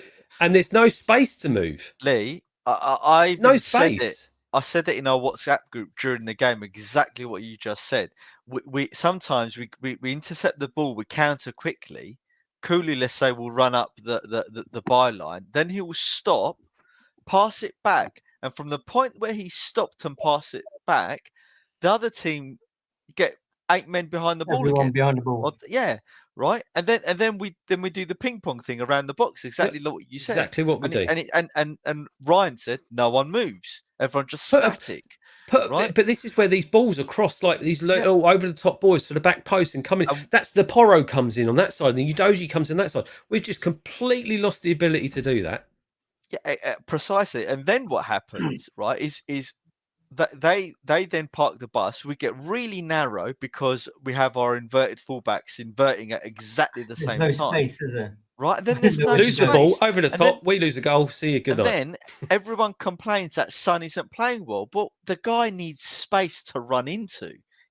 Son is not like Kane, where he can operate on a yard here and there. Son needs space to turn. No one can tell me. No one can defend Werner after watching what Son did when he went out on the left yesterday. Compare what he was trying to do to what Werner's been doing every single match. There's absolutely no way that anyone can defend Werner the way that he plays and say that he's a good signing. Absolutely not. There are completely different players, and one of them's creative and the other one isn't. It's as simple as that. I think it's even affecting his game, Maz. Like, for instance, there was a ball that was in front of him and he was through on goal and he blasted it over. But I think this whole thing about him trying to play as this central striker and trying to hold the ball up, which he's not good at, trying to head the ball, which he's not good at. I agree. It's kind of all on his shoulders now, right? Yeah, I so agree. every opportunity that he's getting, it's almost compounding it even more. I agree, and it's affecting him. I do agree. I actually don't think Son actually played bad, but you can tell the whole team is just lacking everything, right? And to think that Son isn't going to get affected by that, I think is a bit naive of us. Of course he's going to get affected by it. He's a lot more. He's not almost stone cold like Kane was. Son is a lot more emotional than Kane. I think the minutes the Son playing has been very mismanaged because he's played. He's played so many. But this is the point. It's not. We've got no one else. But the minutes are clocking up, man. He's played the international football as well. Is that so much football? He's not being managed. The club yeah. I don't know. Way in advance. Yeah, I know what you're saying, but I'm just saying. I'm adding to it. Son's taken a lot of sticks still, man, and that's. Yes, that's our fan base. They always do this. The biggest problem, if we're going to talk about striker, is that the club knew Harry Kane was not going to be here this season. They knew. I bloody called it 3 months before it happened. So if I know, they know. You got £100 million for this guy. Andrew already said it. You got £100 million. Right. If you know Kane's going to leave before the season starts, you line up a striker to come in before the end of August transfer window deadline. To go and spend £50 million on Brennan Johnson, I'm sorry. The club, shame on you. And Ange, you accepted that. You signed off on this. You told us. I wouldn't take this. You're giving them too much credit. It's not only that, still, the fact that they knew Kane was going, they also knew when the Asian Cup was going to happen. Yeah, right. But I think even then we're giving them too much credit. We knew that Kane was going to go before Conte came in, right? Conte came in and probably persuaded Kane to stay for that season. That's why they brought Richarlison in, though. Exactly, right? As soon as they sacked Conte, we knew Kane has gone. So they had all that time to prepare, and they did nothing. And we haven't even prepared for Son for when he goes, right? So we've got no one. Let's put a theoretical situation in place right now, right? If reports are true, and obviously I think Spurs are just the biggest meme in the media as it is, but say we do get this good Munchen guy, whatever it is, striker, we do tap up Eze, we do tap up Rafinha. I'm not going to listen. I'm saying this now. Where does that leave Son? Because if you got players that are just as good as he is and they're younger, I don't think he gets a look in. But that's the competition you want, though. Absolutely. But then that would be triggering in his brain, thinking, well, hold on, I've only got a few years left of me now. I'm feeling a bit leggy. Someone in Saudi Arabia comes calling. Sonny's a big old name, mate, out in Asia. Is it just me that doesn't think Eze's up? That's Eze's special. He doesn't give you that much from what I've seen in games of it. He's better than what we got, JP. So the question is this then. So JP, the question is this. If he costs 65, 70 million, yes, he's better than what we got. We all know that. But is it justifiable to spend 65, 70 million on a player that's just better than what we got? No. When we need a proper, Absolutely level. Who's going to come? Man? You're playing that level now for that level of player. That's what the scouts have. That's what the scouts have. Ryan, who's going to go to Spurs? The scouts found Van de Ven. The scouts found Vicario. They can't go find two competent forward players of that. I agree. Pacey and can score goals. Yeah, we can't find that in the whole of Europe. Judging by the record, Asia, no, they can't. India, Australia, South America, North America. Still, judging by their record, they can't. No, sorry. Do you know what? Do any of you watch or are aware of? Are you any of you aware of the Beatties team in London? They're really big on YouTube, and they do I watch all their matches that they play. I forget what league that they play in. They've got two players, and I'll tell you now, they're more skillful and quicker than both of the wingers that we've got right now. I would take them and put them over those two players right now. With the way that they play, it's fantastic to watch them play. I can't believe we can't scout people like that. If you're not going to spend money, we did scout. We did scout a player, and he was under 30 million, but we didn't want to do it. His name's Trossard. We could have got Trossard, but we didn't want to spend the 28 million. We put a bid of 14 million. Brighton said what? Then the agent We and Arsenal said, "Listen, we'll have him. How much?" Now look, he scored 15 goals for them this season, and he's actually more clinical than any other forward they've got at the club. Coming off the bench. It's nothing's changed. To think about it, nothing has changed. This is why, Maz, when people say we're going in the right direction, I say, what is going in the right direction? Explain that to me. What specifically is going in the right direction? We've moved a couple of places up the league table. Is that what you're looking for? Listen, look, let's like move. I said at the beginning of the stream, you got to look beyond the manager. You got to look beyond the players. You got to look higher that. And until I'm not talking about us present here right now. I'm talking about like the whole Tottenham world. If they don't all see, it's just not going to resolve it. If you're not going to go and spend the money on the big players because you think it's too much money, then at least invest it in the recruitment where they can act smart and get those players in, those gems like the Van der Vens and stuff like that. Yeah. I agree with that thinking. I agree with that. But we don't do either. Well, look, Tony's just put something in the comments again. Look, Tottenham met with agent for Shakhtar Donetsk midfielder Georgi Sudakov, right? Great. It's another 21-year-old. Yeah. Comes to the Premier League. No idea. It could be no idea whether he's going to be good or not. We're a poorer version of Chelsea. Yeah. We're a poorer version of Chelsea. The thing is, these kids, right? These kids that you bring into a club, if you don't have a well-oiled machine working and functioning properly so those kids can come in and digest that and hit the ground running, right? It's very difficult because you've got a situation where a kid's got his own situation where he's young, he's got to acclimatise, never played in this league, he's going to have all the difficulties in the world. And on top of it, he's not coming into a well-oiled machine for him to hit the ground running. The whole thing's not going to fail. Iggy, that's where, though, when you said you agree with going out and finding these young players, you know, that can come in like a VDV, I think that only works up until a certain point because you have to have the experienced players. Yeah, you have to have the world class. You know, you have to have the elitish. I say that players. word. Stop saying that word. Yeah. I don't know what word to say, but you have to have the players that are a little bit older that can bed them in and tell them what to do and guide them. Mate, Van der Ven has done as well as he has, right? Because of Van der Ven. Yeah. Let's not make He saved us 3 times in the last 15 minutes. I thought he was going to snap his hamstrings again because, like, at one point he's looked around and thinking, bloody hell, man, he's going for the foot races. And those Arsenal players who was going on a foot race, they're not slow. So he really had to put a burner out. And a second time, a third time he did that, I saw him stop. He put one on Havertz, though. He put an absolutely cracking one on Havertz. It was great. But on the third time that he did that, where he put the burners on, I thought, shit, he's kneeling down. I think he was like I saw that. I was worried. Apparently, he's going to be in the Olympics in the summer, for crying out loud. 100 meters up against Bolt.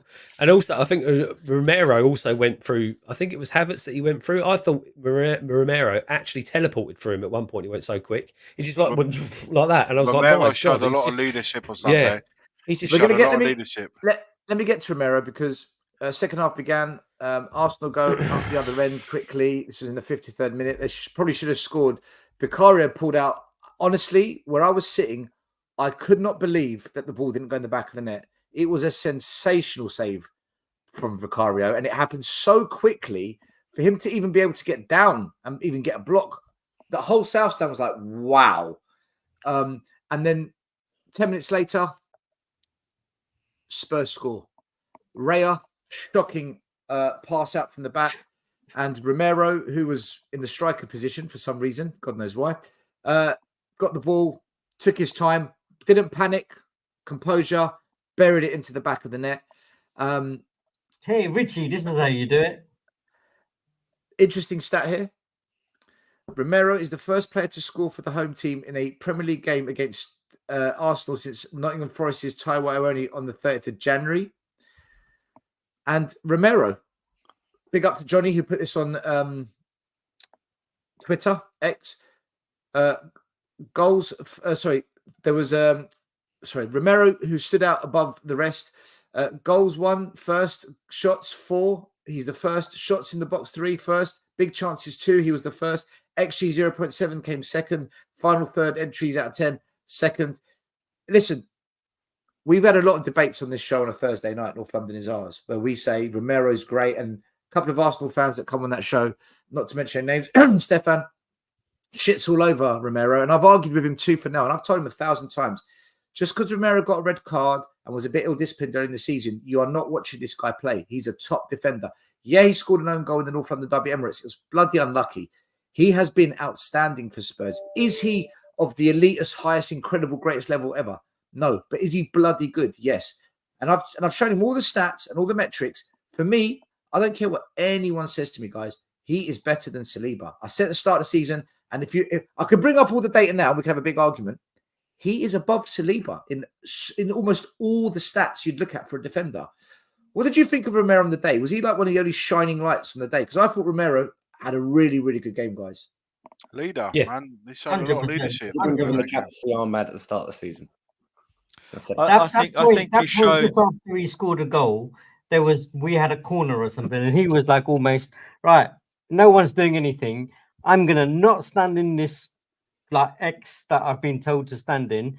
He pushed up a bit. The ball came out to him. He ran the length of the pitch and played. I think it was like Richarlison in or something like that. It's almost like he's like, well, I'm going to be the creative person, and if no other monk is going to do it. I think he showed why he's a World Cup winner as well. And he's actually had a really good season. I think Romero.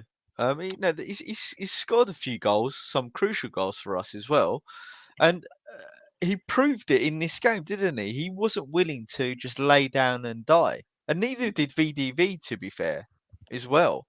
I just wish that our midfield and the forward line had the same fight as what he did, because we may have got a draw out of it. You know what's amazing is the amount of goals that we're conceding, and we got Van de Ven, Romero, and Vicario. It's so not fair on those three, because we shouldn't be conceding 7 goals in 2 games with those 3 in the side.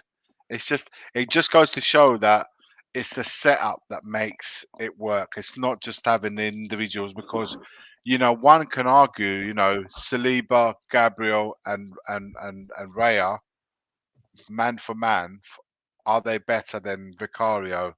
Vicario, Van de Ven, and Romero. You can argue man for man and say, well, he's got more qualities than this guy.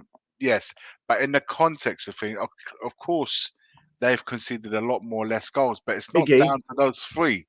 In the same way, it's not down to those 3. It's a setup that they have that works better than us. So to interrupt you, I want to speak to this person here, Alan David Kelly, better than Saliba. Jesus Christ! I wish I was as deluded as some other Spurs fans, Alan. Because you haven't looked into it, you're just saying this, right? So just to let you know, interceptions, tackles, successful tackles, last-ditch tackles, goals scored, blocks, interceptions, clearances, headed clearances, Romero has outperformed Saliba. Gabriel is different. Gabriel comes top out of all the defenders, including Van de Ven. But if I look at these metrics, even progressive forward passes, right? Romero beats Van de Ven and Saliba. So by all means, have your opinion, but you've got to back it up. I can back up my opinion. So tell me why he's not. And don't say eye test. I don't want to hear eye test, because I watched the game as well. And I think this year Saliba's been great. I think Romero's been great. But head to head, Romero edges it. The only thing Saliba wins is on discipline. He's had a better disciplinary record than Romero this year. But in general, Romero's been once this year. But Saliba's been better though, disciplinary, head to head. He has. But yeah.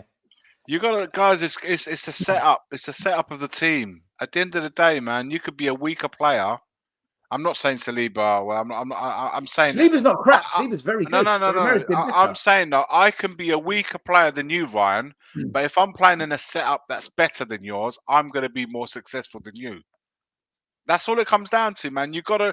There's no way. Like I said, with the three that we've got, I'm not saying about Arsenal. I'm just talking about my team now. With Romero, Van der Ven, and Vicario, we should not be conceding the amount of goals that we are. It's not down to those three guys. It's our setup, man. The way we're set up is not right. Because Look at 7 that goals in 2 games, 7 goals in 2 games. Newcastle and Arsenal. That's what we're looking Yes, at. still, there's something Iggy. to cheer you up still. Romero has scored the same amount of goals as Brennan Johnson, 5. Wow. Matt, you're the one that told me be patient with Johnson. Big up to Matt, one of our own, legend.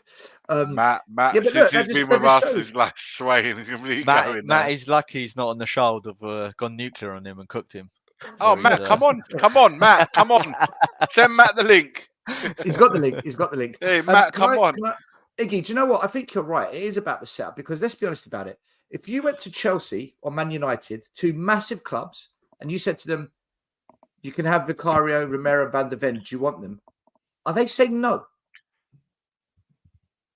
Are Chelsea and Man United declining Van der Ven, Vicario, Look at this comment here. Look at that comment here. This one before that maybe. My only worry about Romero is the very no, slow the one play before. when he The one receives the ball. before. Zippy, there you go.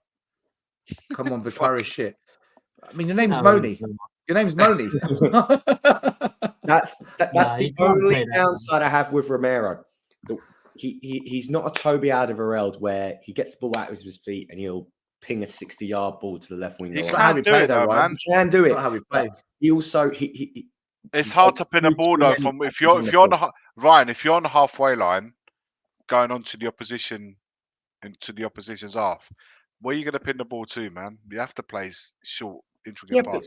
If you're further down the back, don't tell me we didn't play a high line with Pochettino, with Toby and Walker and Rose. Not as high as this. We used to remember.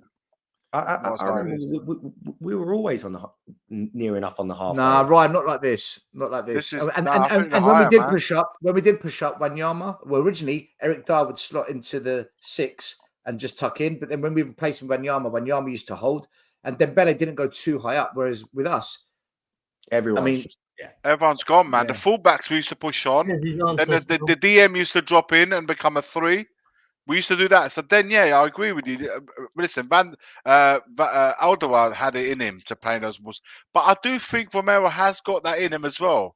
He tends to play more like on the floor into like he plays those balls. The difference with that, Alderweireld had runners. There was movement off the ball. Yeah, Dele Alli was brilliant for that. He used to go off on Eriksen's balls, Alderweireld's ball. He had those off the ball, and I think Sarr's got that in him. By the way, out of all the midfielders, off the ball, Sarr is the one that he goes to. He would be brilliant at receiving those balls in the box, and perhaps he could chip in with a few more goals than he is. But we don't play that way. We don't play with that player that he makes off the ball runs to get in the box. I just want to reply to this, okay? So I'll tell you why. The reason Arsenal play the way they do is the confidence they have in Saliba playing such a high line. His recovery place and the ability on the ball is different level. Okay, the reason you play that way with confidence is because you've bought £100 million number 6 who's actually brilliant at the job. So don't just say to me, oh, it's because of Saliba. That's nonsense. It's because you went and bought a top number 6. And when that top number 6 wasn't there, last year you had Thomas Partey, who's pretty damn good as well. So to say to me the reason they play your way is because of Saliba, I'm not buying that. Well, not your way. You're talking about Arsenal. You're not an Arsenal fan. I don't buy that. I think it helps. But at the end of the day, if I'm comparing the two like for like, Romero comes out on top. Unless you don't like stats, you disagree with the metrics, and fair enough. You are allowed to disagree with stats. I look at the eye test and the stats, and I was shocked myself when I saw it because I thought Saliba might come out on top, but with stats, most people blocks, tackles. That most people would say, if you're a defender, you're not defending well. The thing is, a lot. And all that. That's right. A lot of these things. But how often do you see Romero go to ground though? Romero No, likes he- to nick it off your toes. he used to do He it reads when you, we and he first picks came, it. Yeah, didn't he? he's But he aggressive doesn't do with it the too much press. now. That's his Van- style. Van- While Saliba will stand off, try and shield you away rather than attack. But both of them have their different styles. Van de Ven goes to ground a lot, but not Yeah. Romero. Yeah, they both had the different styles. All defenders have. Yeah, the only time Romero goes to ground is when he's run 50 yards in the wet and then goes flying in by the sideline. That's the only time I've ever seen him. Do you remember that one? We run about When he 50 wants- yards across the pitch. 18 man. When he wants to Yeah. kill Oh, somebody. is that when he Yeah. when he went off? He got sent off. He got I sent think off. I think he did. Yeah, he came Yeah. flying out of nowhere. He came sliding across and just He took wiped out. someone out. Liao. Yeah. Yeah. We got a super chat from Sanilla32. Big up to you. He says, this team confuses endlessly. The club constantly put out training montages showing the team shooting from distance and crossing balls in low and at pace, but in match play, it's the complete opposite. I can tell you why, right? And I learned this in coaching. The best practice is the match, because when you train, you don't have shouting fans, you don't have the pressure of the win, you don't have a referee umpiring the game, you don't have VAR. The best training sessions are the one that you can most closely replicate the match day environment. That's why the match itself is actually the best training session you could put on, which is why when I coach young players, I say to them, if you could pick between training, nice mug, between training and match day, match day is the best. Bit of merch there. Show it off. Yeah, but what's the point of doing that in advertising. training then? Still, No. My point is, just because you look good in training doesn't mean you'll be good in the match. Because in training, you don't know what the opposition's tactics are going to be. I agree, but what he's unless you're Spurs, because you've told them. Yeah, unless you're Spurs, you told them. I think what he's saying there is, though, look, they train having shots from distance, but they don't do it in a game. They train crossing the ball low and at pace, but they don't do it in a game. That's just probably the media team or getting told what to show, what they can show, what they can't. Yeah, they're not showing all the bad crosses or the miss-hit shots, right? Or the ones that hit the ones we see in the game. Changing roofs. I get your point, though. You're right. You're seeing it in training, so why aren't they showing it in the match? I want to go on to the moment after we got the equaliser. Sorry, the equaliser. I wish. Spurs rallied. They made a couple of substitutions. Richarlison came on. I do want to ask about Richarlison, but firstly, we won a penalty, which set up a cracking second penalty of the season. Second penalty of the season, which is unbelievable. How we only got two. Raya went the right way, but he was never going to hit this effort out. Tottenham were dead and buried, but two Arsenal errors have let them back in. Essentially, Raya with a pretty poor pass out from the back. Sorry, what am I talking about? Declan Rice kicking Ben Davies in the penalty box and committing the foul. It was a clear penalty. As soon as he went, we said it when it happened in the stadium. When he went to VAR, we knew. Once he went to the monitor, it was a done deal. That pissed me off that the ref didn't give it. It was blatant. It was right there as well. It was right in front of him. As well. Listen, the referee was not a good ref for us in this game. There's no doubt about it. But we got the penalty. Son, under pressure, does what he does best, puts the ball in the back of the net. Our top scorer for the season, Heung-min Son. Now, guys, I felt, as much as I don't like him, and I still think he's crap, Richarlison brought to the North London derby what the North London derby was craving, which is what Ben White was doing. Did we get it wrong? I know in hindsight it's great. Should we have started Richarlison? Because I tell you what, he got into their heads, he unsettled them, and he was causing problems. And I'm not surprised Declan Rice committed that foul, because earlier on in the game, he got into Rice's head. And I think Rice was probably thinking a little bit about something maybe Richarlison said to him earlier, but there's no doubt to me, Richarlison, he rattled them. So the shithousery in this instant worked. Should we have started him? And what did you also make of us taking Bentancur off? Because I was surprised with that substitution as well. Why did Bentancur go off? The punditry did say that they were surprised that Richarlison didn't start because of the reasons you guys have said. They said the one thing that, like how Kane rattled them in Champions League for different reasons, of course.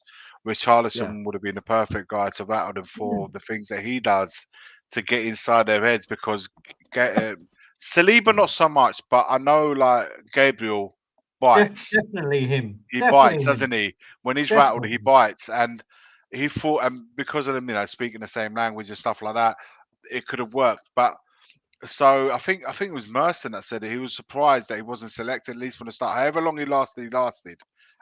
So that was surprising. But someone said, he's only just come back from injury, which is why it was probably better use as an impact sub. But I agree. He absolutely he worked it. As soon as he got on the pitch, he started to get into people's heads, and to a certain level, that was probably required. Something that probably Son doesn't do. It's not in his in his character to do it. And I thought as well for this game, Son, playing through the middle with Son, but wasn't the right choice. He probably should have played out wide. So Yeah, I don't disagree, Iggy. I think in this match, I think he should have started. I think he gives you a bit more aerial presence in the box as well, from defending, from our corners. I think it would have been better playing Son out on the left, and I think Højbjerg was wrong as well, if I'm honest, to start. do you know that what Richarlison doesn't do though? Although he does, his hold-up play was good, and his shithousery is what we call it. It is good as well. He doesn't make any sort of like strikers runs, them peeling off the player, peeling off the defender, attacking the near posts, all the things you want to see from a number 9. He doesn't have that in his game at all. So that's what else you need to put the balls in the box. That's what you need to put the balls in the box. Use what he's good at. I hear you loud and clear. He's not a good football player. Let's have it right. He's not. I hear you loud and clear. But in a game that needs a bit of shaking up. Yeah, I agree. If I'm going to give him credit this season, balls into the box more. Yeah, if I'm going to give him credit this season, this would be a game where you need him to give do the shithousery and rough them up, and Do you be start a pain against in the Chelsea, arse Mez? to them. Yeah, I think it's the same context. I think you have to. I think you have to. I think you have to change. Oh, Werner's out now. What Son Werner's is doing. out, so maybe he's. I think you have to change up what Son is doing and move him out on the left. But what concerns me, again, this goes back to Andrew's decision making and how he's blind to these tactical tweaks that can really influence a game. So for me, he got the defense wrong in the sense that he had an opportunity to implement Dragusin into the team. Yeah, I agree. And maybe play VDV out on the left. He didn't do that. He also doesn't know what midfield he's going to pick. So he, at probably the worst possible time, he dropped Basuma. He should have dropped Basuma earlier and then bed in this new midfielder that he would want to bend into that position, but I didn't. He chose the Arsenal game to do that, which I feel is wrong. Saul didn't get in. Yeah. He threw Højbjerg out of nowhere, and Lo Celso doesn't even get more than 10 minutes. Iggy, you're stealing my thunder, right? He dropped Sarr. He dropped Sarr, who I don't think he's been playing as bad as the other midfielders by any stretch. So if anyone deserved to keep their place in the team, it's probably Sarr, I would say, right? Maddison needed to be dropped, right? He's been needing to be dropped now for months, and he didn't switch that up. He could have thought, right, I'm going to keep Maddison because he's my talisman player that I bought in. All right, I'll move him up on the left. I'll drop Timo. I'll move Maddison out on the left. Right, put Kulu as the number 10, and then maybe play Johnson. We don't have. I think Lo Celso's getting a raw deal, man. I'll put in Richarlison getting a raw deal. Right, yeah, but he's getting a new deal.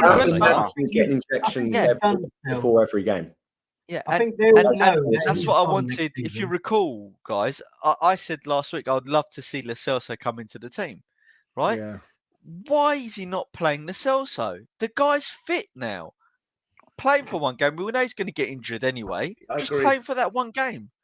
I think he's done though, Maz. I think they know that he's going to be off next season, and they're talking about it could be signed a new contract. That's not going to be my team. Big up, Wayne. I know you did, buddy. So Wayne Holland has been saying for months about Maddison, and he's spot on. Absolutely, mate. Spot on. He told us at the beginning of the season. He was on here. He was on this channel, wasn't he? He's a Leicester fan. He knows best. And he told us. it'll start off well, then he'll disappear, and he'll get injured. For a bit. Same old, same old.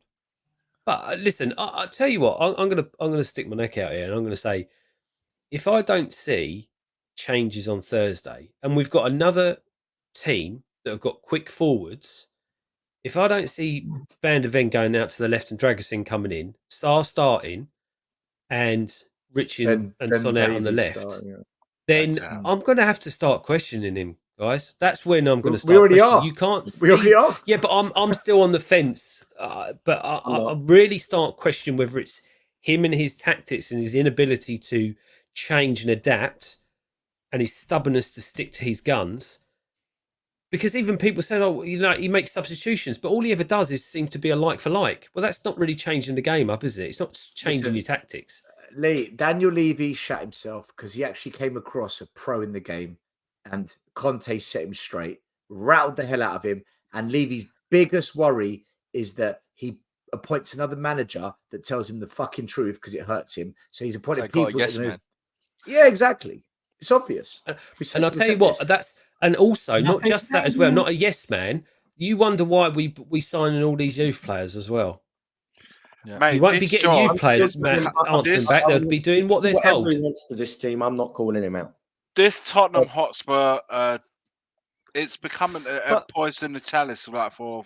It is a poison chalice. But I don't know who, other than the fact that you're signing up to, a 3-year contract, get the money. Fine, I'm becoming Spurs manager. But who would actually take on this job because they generally thought or think that they can turn it around and well, do something? We couldn't get anyone. We couldn't get anyone before. We can't. Who's going to take it on? Arnie Slot said no. Arnie Slot. The new Liverpool manager said no to us. No, we didn't want to pay his get-out clause. No, he used us to get a bigger contract. Ryan, he used us because he didn't want to come to us. Yeah, he used us because he didn't want to come to us. As soon as Liverpool come knocking, see you later. Final. Bye. We're calling Ange out, but we've been talking about this stuff, as you know, for months. Who's going to take on this job, man? I'm not calling Ange out, by the way, not me. But Ryan, listen. But we're questioning his management, but we're blaming Levy. He's an extension, but he's an extension of Levy. And that's the worrying thing. He's saying stuff just to appease the fans. Oh, we're going to win the league, mate. Next year, we're winning the league. Well, you're going to have to sign 5 elite players that are going to come into the... Let's see if he does. And they can't get injured. Can't get injured. VDV can't get injured next season. He's not allowed to. Then the full focus is on Levy again. Okay? That's all I want. That's all I want from the full focus is going to be on Levy when we sign Timo Werner. All over again, and we can keep burning it with each manager. I'm done blaming managers. I'm done. It will end up there eventually. There's no doubt. Yeah. So that's what I'm waiting on. I'm done blaming managers. We've been through this 17 times. You can go all the way back. We might as well close the channel down then. Now, and every single manager in between. You've had the win now managers. You've had the project managers. You've had the Martin Yole managers of being kind, putting the arm around players. We've had the ultimate yes man in Ryan Mason. Every single bloody manager you could possibly ask. We've had the wheeler dealer. Bloody failed, and every single time the fan blames the manager instead of looking upstairs. 17 times. When will people realise this, Ryan? I don't know, man. Do you know what I mean? I don't think it's ever going to happen. This is why I say the fans of this club are now part of the problem, because unless you look in the mirror and ask yourself these questions and say, as a fan, why do I accept this? Why do I tolerate this? Why do I continue to say this is okay? Maz summed it up perfectly a few months ago. We have got this, so I don't want to say disease, but we've got this consistent behavior of just, let's wipe the slate clean, pretend what's happened, and it's all fine now. This wiping of the slate clean is the problem, and it's the fans who wipe the slate clean. They're the ones who forget the past. They're the ones who ignore everything that's happened. And when it's happening again in front of their eyes, it's like, no, trust it. It's going to come good. I believe. Like, and if he's waving the Men in Black thing at them. No, precisely. Right. And the extension of this wiping the slate clean is just saying, I want to see good football. That is as big of a problem.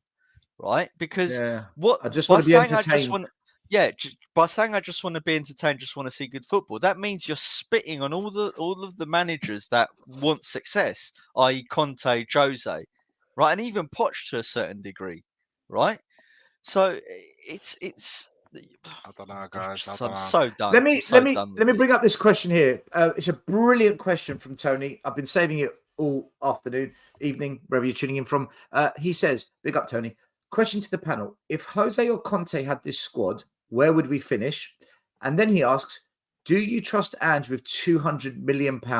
Big up from Santa Barbara. By the way, I've been to Santa Barbara. Probably the best place in all of California. Wicked place. You're so lucky. So, guys. Lee, you go first. Would Jose or Conte, where would they finish with this squad? And do you trust Ange with the 200 million this summer? I think with either of those managers, they would have played a vastly different system, right? So the outcome is going to be vastly different as well. If we could get more solid in defence and play differently through the middle and up the front, then yeah, a lot of the high line stuff and stuff where we're conceding corners, set pieces, and stuff like that may never have happened. We may well have. Listen, I don't think either of those. What about the goal scored without Harry Kane, though? Can they score the amount of goals we're scoring without Kane? I think the build-up plays different. I think we could. I still think we get to a certain point. We just don't finish off our dinner. We just. It's really strange. So yeah, I maybe yes. I don't think we would have been any higher than what we are now, but I think we would have been more consistent, and I think we wouldn't be like worrying about Champions League. I think we would have probably been closer to Aston Villa in terms of where we are in the league right now. In terms of, listen, I was going to save this till the end, but I'm going to say it now because the question's come up. Do you trust Ange to spend 200 million? I'll tell you why I don't. Because ultimately, if he spends 200 million and gets players that he are not world class, but are good, consistent in the positions that he wants, and he can see where the frailties are, and he sort of plugs those positions, and this doesn't get any better than this season, and we still see the same defensive issues, the same transitioning through the slow play, the staticness, then it's not the players. It's him and his tactics are not suited for the Premier League. And it's a case of, do you want to risk spending 200 million to find that out? I mean, I still think there's something there with him. I really do. And I still think there's a hell of an imbalance in this squad compared to what he wants. I that's where I'm on the fence, and that's where I hope it works out. And it is just the players, and it's the players that need to understand his system and work better. But I'm guessing that's the risk Daniel Levy's going to have to take, not me, because it ain't my money. It's true. It's not your money. I think personally, I think both managers would have got top four. I think defensively would definitely be more solid. I think I really do believe that Jose and Conte would have got top four, even with this squad. I'm not saying didn't Conte get top four with the Leicester squad? Yeah, that's what I'm saying. I believe they would have got it. I think he would have set up some. Yeah. But I'm saying that I don't think we would have scored. We would have scored more goals, but I just don't think we'll be conceding anywhere near as much as we are. 7 goals in 2 games, no chance, and not through set pieces because he's set. Conte wouldn't be 3-0 down in North London derby at home. No, not a chance. We'd have burnt the place down then and there. Just to remind you, Dyer is cooking at Bayern, all right? So. But I just but he'd be playing a back three. He'd be playing a back three with Dragusin, Van der Ven, and Romero, and he'll be playing the 2 wing backs and so forth. So listen, I don't think we'll be scoring a lot more goals. He'll probably be playing with 2 up front. Whoever the 2 will be, Son and whoever else. Richarlison, maybe, I don't know. I just don't think we'd be probably scoring as many, but we wouldn't be conceding as much. So yeah, but doesn't it seem really weird again, Iggy, that we've now got a set of players for the previous manager? Yeah, but that's what we like. I told you when we played the back 3 with Conte and wing backs, we had the full backs playing wing backs. Now we've got the wing backs, we're playing full backs. So it's just listen. It's like we're lagging. We're lagging. The manager's gone, but the team's still lagging on a previous manager. So now, hopefully, next season we'll have the team that this guy wants. So, listen, I don't know. Look, I'm not going to go in on a manager. I do think we need another season. A lot will be. I think a lot of us in the summer is going to be answering a lot of questions for a lot of us in terms of what will happen next season. But in terms, I'm in the wavelength for what in mindset of what Brian was saying.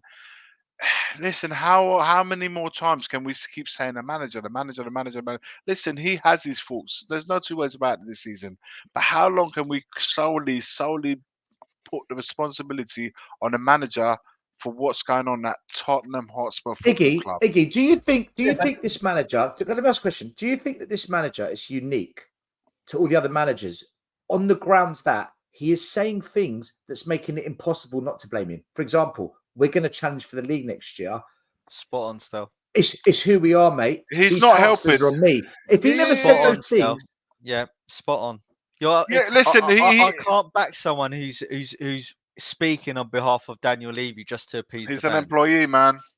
He's an employee. Yeah, but Jose and Conte told us how it was, right? And even Pochettino. Yeah, but they have. Right? Even Poch said, "Don't call me manager, call me coach." Yeah, exactly. They have right? the TV. I don't respect this shit. I'm hearing. Oh, next season we want to be challenging for the league, right? And you're bringing in fucking. Yeah, but the thing is, Conte and Jose Mourinho came with a resume that backs everything that they've done, so they can lay it out any way they fucking want. They don't have to go by what as an employee. They have the resume to back themselves.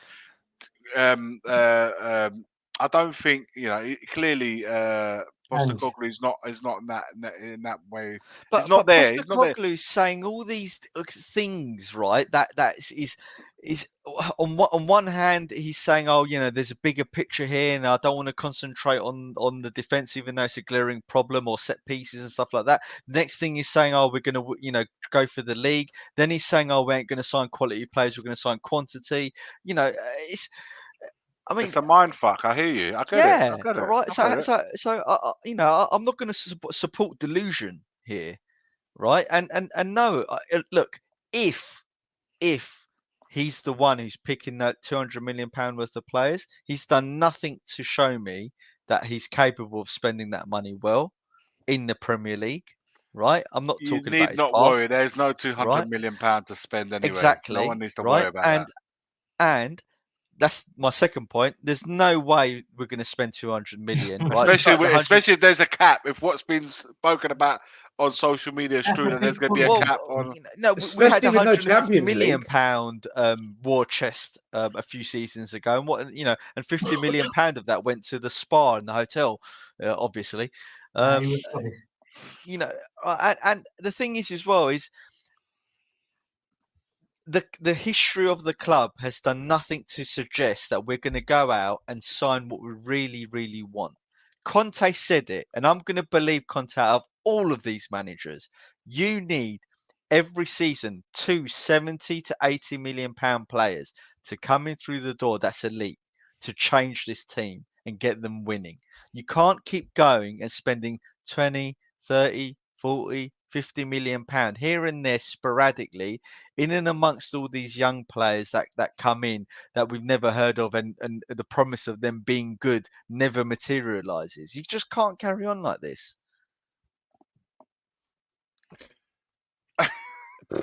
End the show. Come on. That's it. It's just because you know what it is. We are here every year saying the same old. It's the same old. Rinse and repeat. Do you know what, Killeen? It's the history of Tottenham Hotspur. Can I? Let me ask another question, guys. Yeah, and how does he even know who we are? Because we're massive. We don't win anything. Do you know what I mean? They probably put a bid in for a fiver. Massive. Yeah, we put a bid in for him for a fiver. If Spurs, most probably, not definitely, but we're just going by history, and if we lose at Stamford Bridge on Thursday, and then on Sunday we lose at Anfield as well, there's nothing to say we will. Liverpool aren't in good form. Chelsea are a very up and down team, but we've won once in 27 years at Chelsea, or twice. We've won 8 times in 100 years at Anfield.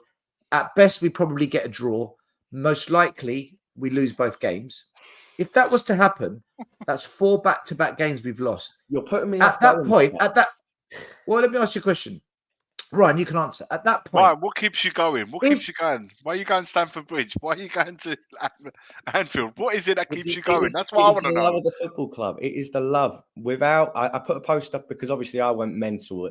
The heart's here, isn't it, Ryan? Yeah, I put a tweet out. I mean, you walked out of the North London derby, but there you are. You're going to be at Stamford Bridge. Well, You're going to be at Anfield. I stayed the whole game and then left. After the game. I know you. I mean, like, you know, but here you are. 4 days later, you're going to be at Stamford Bridge. Yes, 3 days later, you're going to be at Anfield. What Yes. keeps you going? Because I'll be honest with you, after Newcastle, this mug. Yeah, the mug. A massive bottle of a Captain Morgan spiced bottle of rum. That's what keeps me. Right. alcohol. Yeah, great. Because I checked out after that it's the love of the Newcastle club. game, man. It's the love of the club. Plus, I've never done Stamford Bridge. I want to go. But on a serious note, if we do lose 4 on the bounce, you know, Jason Rear says we can't lose. Well, we might just do. If we lose 4 on the bounce, on a serious note,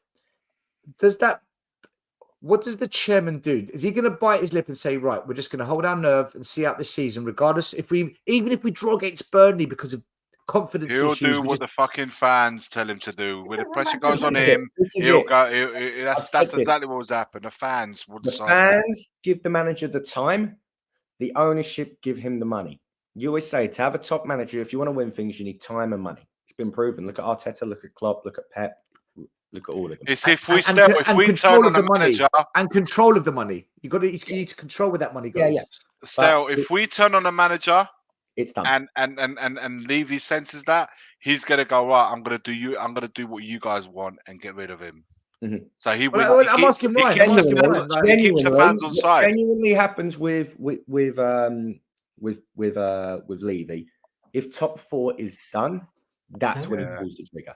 So we will see if we lose the next 2 games and Villa win the next 2, it's done. We will see if Levy pulls the trigger. If he doesn't, then the last time he didn't pull the trigger in someone's first full season was Poch. And we saw how that ended up. So we just got to ride through this season, ride through the rest of the games, clean slate, summer next season. That's the way we have to do it. Because if we start hounding the guy out now, at the end of the day, we're just going to be back in the same place that we are already in. Yeah, but what do you think the club will do, though? What do you think the club? If we lose the next 2, that's 4 on the bounce. Suddenly, United and Newcastle are on our tails. We're now under pressure. We've got to win a game. Let's say we slip up, we draw against Burnley. Then we've got Man City next. They're on fire. And then out of nowhere, we're now in a 6th, 7th battle. Is he going to pull the trigger? Because, and I have to say this, Alex Box Office made a great point earlier in the year. A lot of people misunderstood what he said, and they didn't understand what he was saying. But he was saying, I need to see what these owners do when we fall apart. So if we end up 7th, because if they back him then I can believe in the project because they're prepared to see this out. But if they sack him, I don't care about no project because they don't even believe in the project. Because with Arteta, 8th, no, you're our guy. We're seeing no fans inside the stadium, and I still say that's key. You're right. But the owners are the owners. Okay, so I think Alex is right. If this club really believes Ange has got this big plan, or the club have got this plan with Ange, and what we're seeing now is just something we're going to look back on in 2 years' time and say, you know what? Well, this is. Maybe, just maybe, we need to unravel to see what these owners. I don't really think. Are. Or, I don't like Matt says, you know what? I don't think they'll sack him this season. Even if he comes 7th. Even if we come 7th, they'll sack him this season because he knows he comes 7th, guys. They're not going to sack him. They're not. No top 4 money, no Europa Cup money. Well, I was going to say this earlier. So Lee said earlier, well, Ange's intimating that he doesn't care about top 4. But I bet you when Ange goes and has his board meeting with Scott Munn and everyone, I bet they're saying to him, you better get top 4, boy. We need that money because we've got a lovely hotel and spa facilities that we need to build. So Stel, Maz and the team can go and enjoy. He a does not get massage sacked this season. or something, right? He will And- still be Tottenham Hotspur manager come August the 22nd when we kick off the start of the season. And I'll put my neck out on the line. Even if we lose every single game from now to the end of the season. I don't think he'll be sacked. Manager. He walked through that door on day one and he never made any guarantees because he's never been in the Premier League before. So the expectation is whatever. And just, Maz, I know that you're probably joking about this, but let's just get one thing straight. The hotels and stuff, it's not coming from anything to do with the money. That'll come from private investors. All right. Okay. Thank you. Good one. Anyway, but yeah, I don't think there's any expectations. That's why I said earlier, I don't think that's why he's not getting pent up and he's not getting, shouting and stuff on the sideline, because I think he knows what he's got. He knows what these guys can do. And obviously where they fall down. And I don't think he's that worried about this season. I think it's next season. Next season, he's where he's going to be really judged. That's where he's going to be judged. What players can do the system on a consistent level across a full season and which ones cannot. The ones that cannot will be asked, and I'm hoping it's the case because Poch got it when it was a project, when he had that 3-4 year contract. He was able to shift 16 or 17 players out the door, and he was able to bring through his own players. And that's the way we've got to, and I'm hoping that's the way it's going to go. So you're telling me, let me guess right, you're telling me, okay, that a team that was first after 10 games, a team that's been a top 4 battle all season long, a team that's got all its players back fully fit, who loses 4-0 to Newcastle, goes 3-0 down in 30 minutes against Arsenal, loses at Stamford Bridge, loses at Liverpool, and somehow ends up 7th, Levy's going to look at that and say, trust the process. Do we understand Daniel Levy here? He will not. Do we think he's changed? Are we saying he? No, I'm saying he hasn't changed. He hasn't changed, but he got his. But then he'll sack him. He got his. No, he got his Champions League money last summer when he sold Harry Kane for 100 million. That was his Champions League money. What I will say still is he's going to get another free cheap year, Levy. Yeah, that's why he won't sell him. That's why he won't sack him. Plus, if he sacks Ange, the spotlight's back on him because because do you think we said it at the start? What if the fans all booing like you said? What if the Ryan, you said if Ange goes, which manager? If the fans turn because we come 7th and we somehow draw against Burnley off the back of 4 losses, and the fans start booing because they booed at halftime and they booed the game before, right? If they start booing every game now, are we saying that Daniel Levy, he's changed? Because when that happens, he sacks managers. That means he's changed. I'm putting my neck on the line. He will be in charge come August the 22nd, the first game of the season.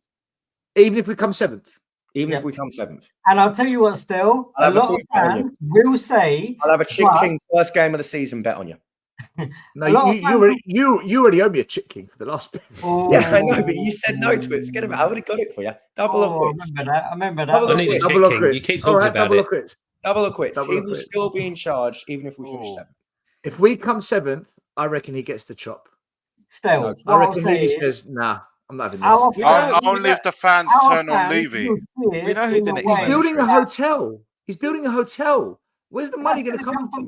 That's going to come from all the concerts. That comes from private investment. Still, stop talking. There's still 50 million from that 150. So where's the money going to come from to sign new players that Ange needs to champion for the title? That comes from Beyonce. Oh, Beyonce. All right. We know who the next manager is anyway. Ryan Mason. Babyface is going to come in. That guy needs to be out of the club this season. Sorry. What I will say is, what I will say is that if we finish 7th, do you think a lot of our fans will say, but we finished better than 8th last year, which is a step in the right direction, and we're now playing better football? No. Because it's the money we lose. But we will brush it all the way under the carpet like we always do. I disagree. We'll brush it under the carpet like we usually do. If we come 7th, wait till the goals we're conceding are from the high line and set pieces, I can see this fan base switching. I can see it.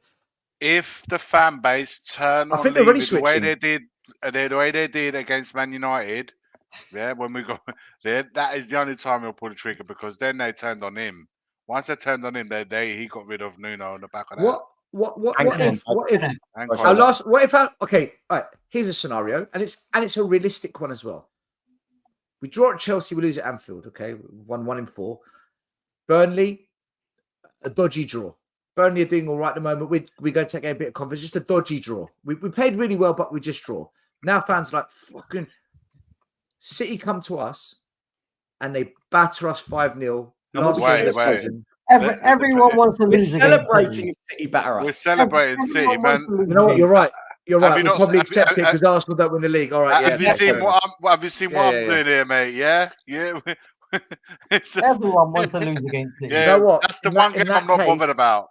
In that case, do And you know then what? comes Sheffield United. No one No, gives a shit because Arsenal have bottled the league. Ange, no, you're right. You're right. If we lose to Man City, fans will probably want to keep Ange.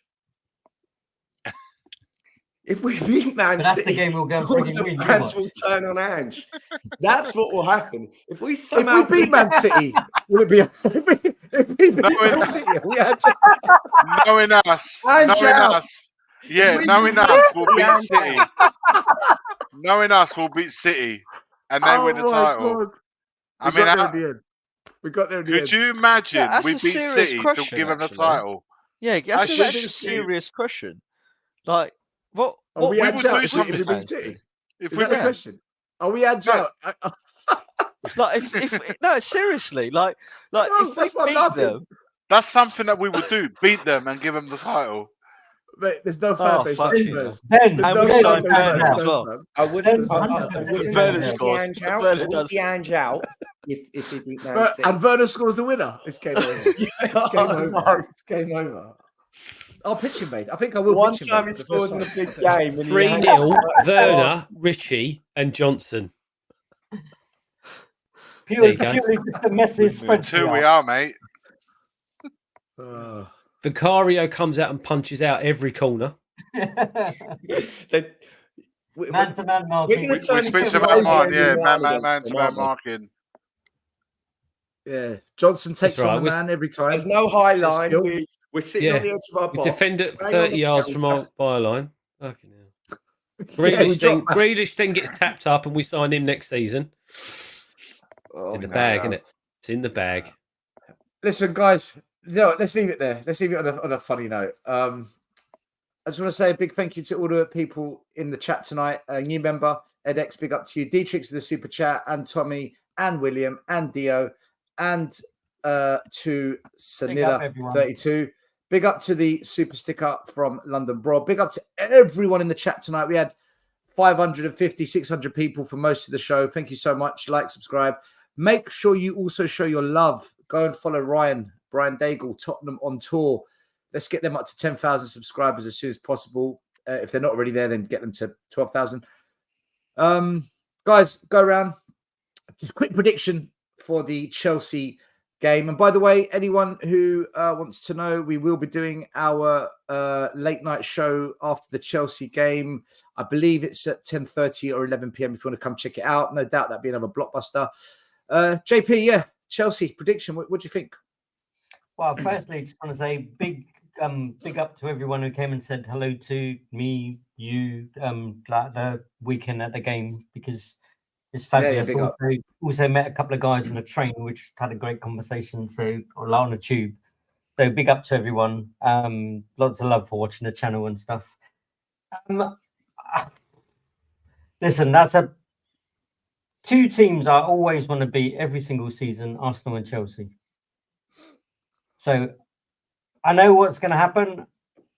We're going to end up getting done there because nothing happens. Nothing happens. We could do whatever we want and nothing happens. I don't know, 2-0 or something like that to them. Let's hope it gets it wrong. 2-0 to Chelsea. Iggy?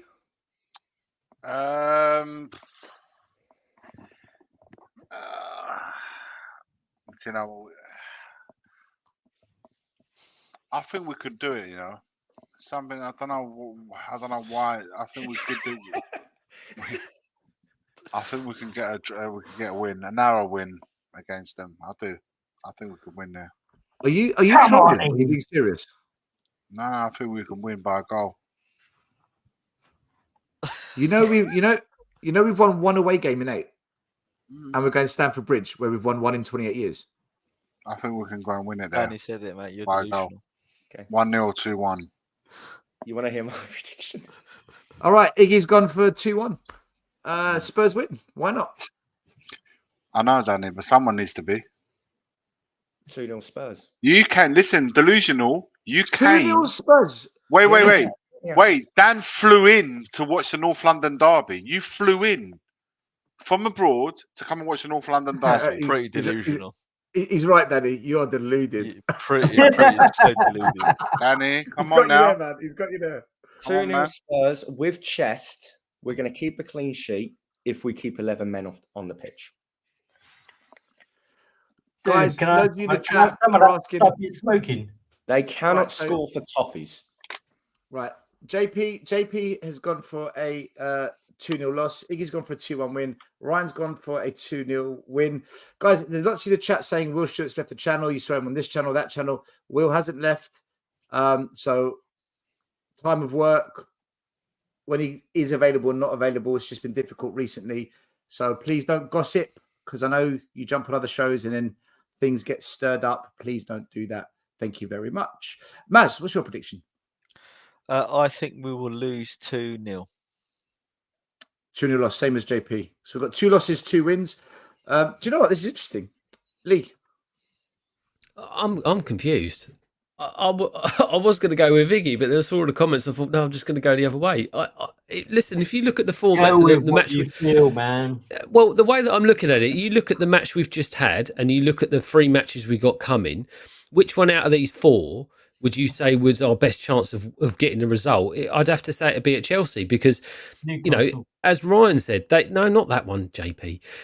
As Ryan said, Matt said, they can't score for toffee.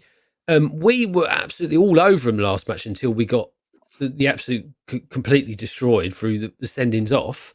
If he makes changes, I don't see why we can't go and get a result against this Chelsea team, especially since they seem to fall off it in the second half really bad. I don't see why we can't get a result. That 30-minute period that we seem to always have in 99% of games, scrap Newcastle and Fulham because we were just awful the entire game. But we normally do have that period during the second half. If we keep it tight, 0-0, we can. Yeah, I don't see why we can't get a result. I really don't. What's your prediction then, Lee? I reckon it's going to be I reckon we're going to 2-1 win. I think we'll concede. I think we'll concede if we start again with Davis on the left. I think that we will concede, but I think we've got enough. Listen, this all depends on whether he makes changes. I think if he goes with the same starting 11 that he did the other day, then it could go the other way. But I think if he makes changes as he should do, as he can see, there's going to be at least one change, isn't it? There's at least one change. Yeah, then I reckon lighting everything, the whole thing. Score position, we're going to win. I think we can get a result. I really do.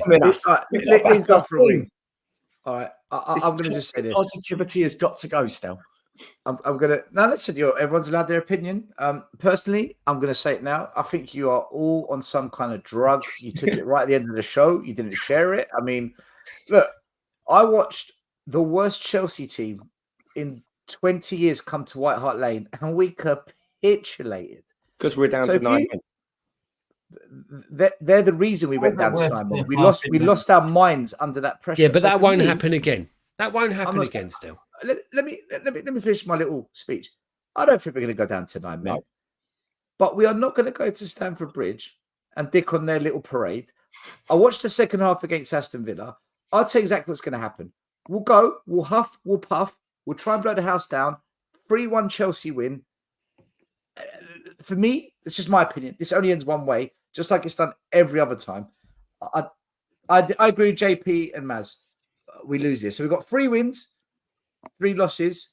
We will see you all here next week, and we will see what's what. If we win, I'm making a special appearance at the next home game, and you'll buy me a chicken. Oh, you can have Ryan, get him my chicken, you and me. No, that's your. So remember the Anfield bet. I'm saying this right now. If we win at Chelsea, we're winning at Anfield. On that note, that's it. I'm ending the stream. I've had enough. Bro, where are you going? Guys, thank you. Listen, thank you everyone for watching the show tonight. Big up. We'll be back on Support Thursday. the team, not the regime. Levy out. There you go. Leave you out. We'll be back on Thursday night. Come on, you Spurs. Peace. The first game we look for, Robbie. Tottenham away. When we got Tottenham away. Tottenham away. When we got Tottenham away.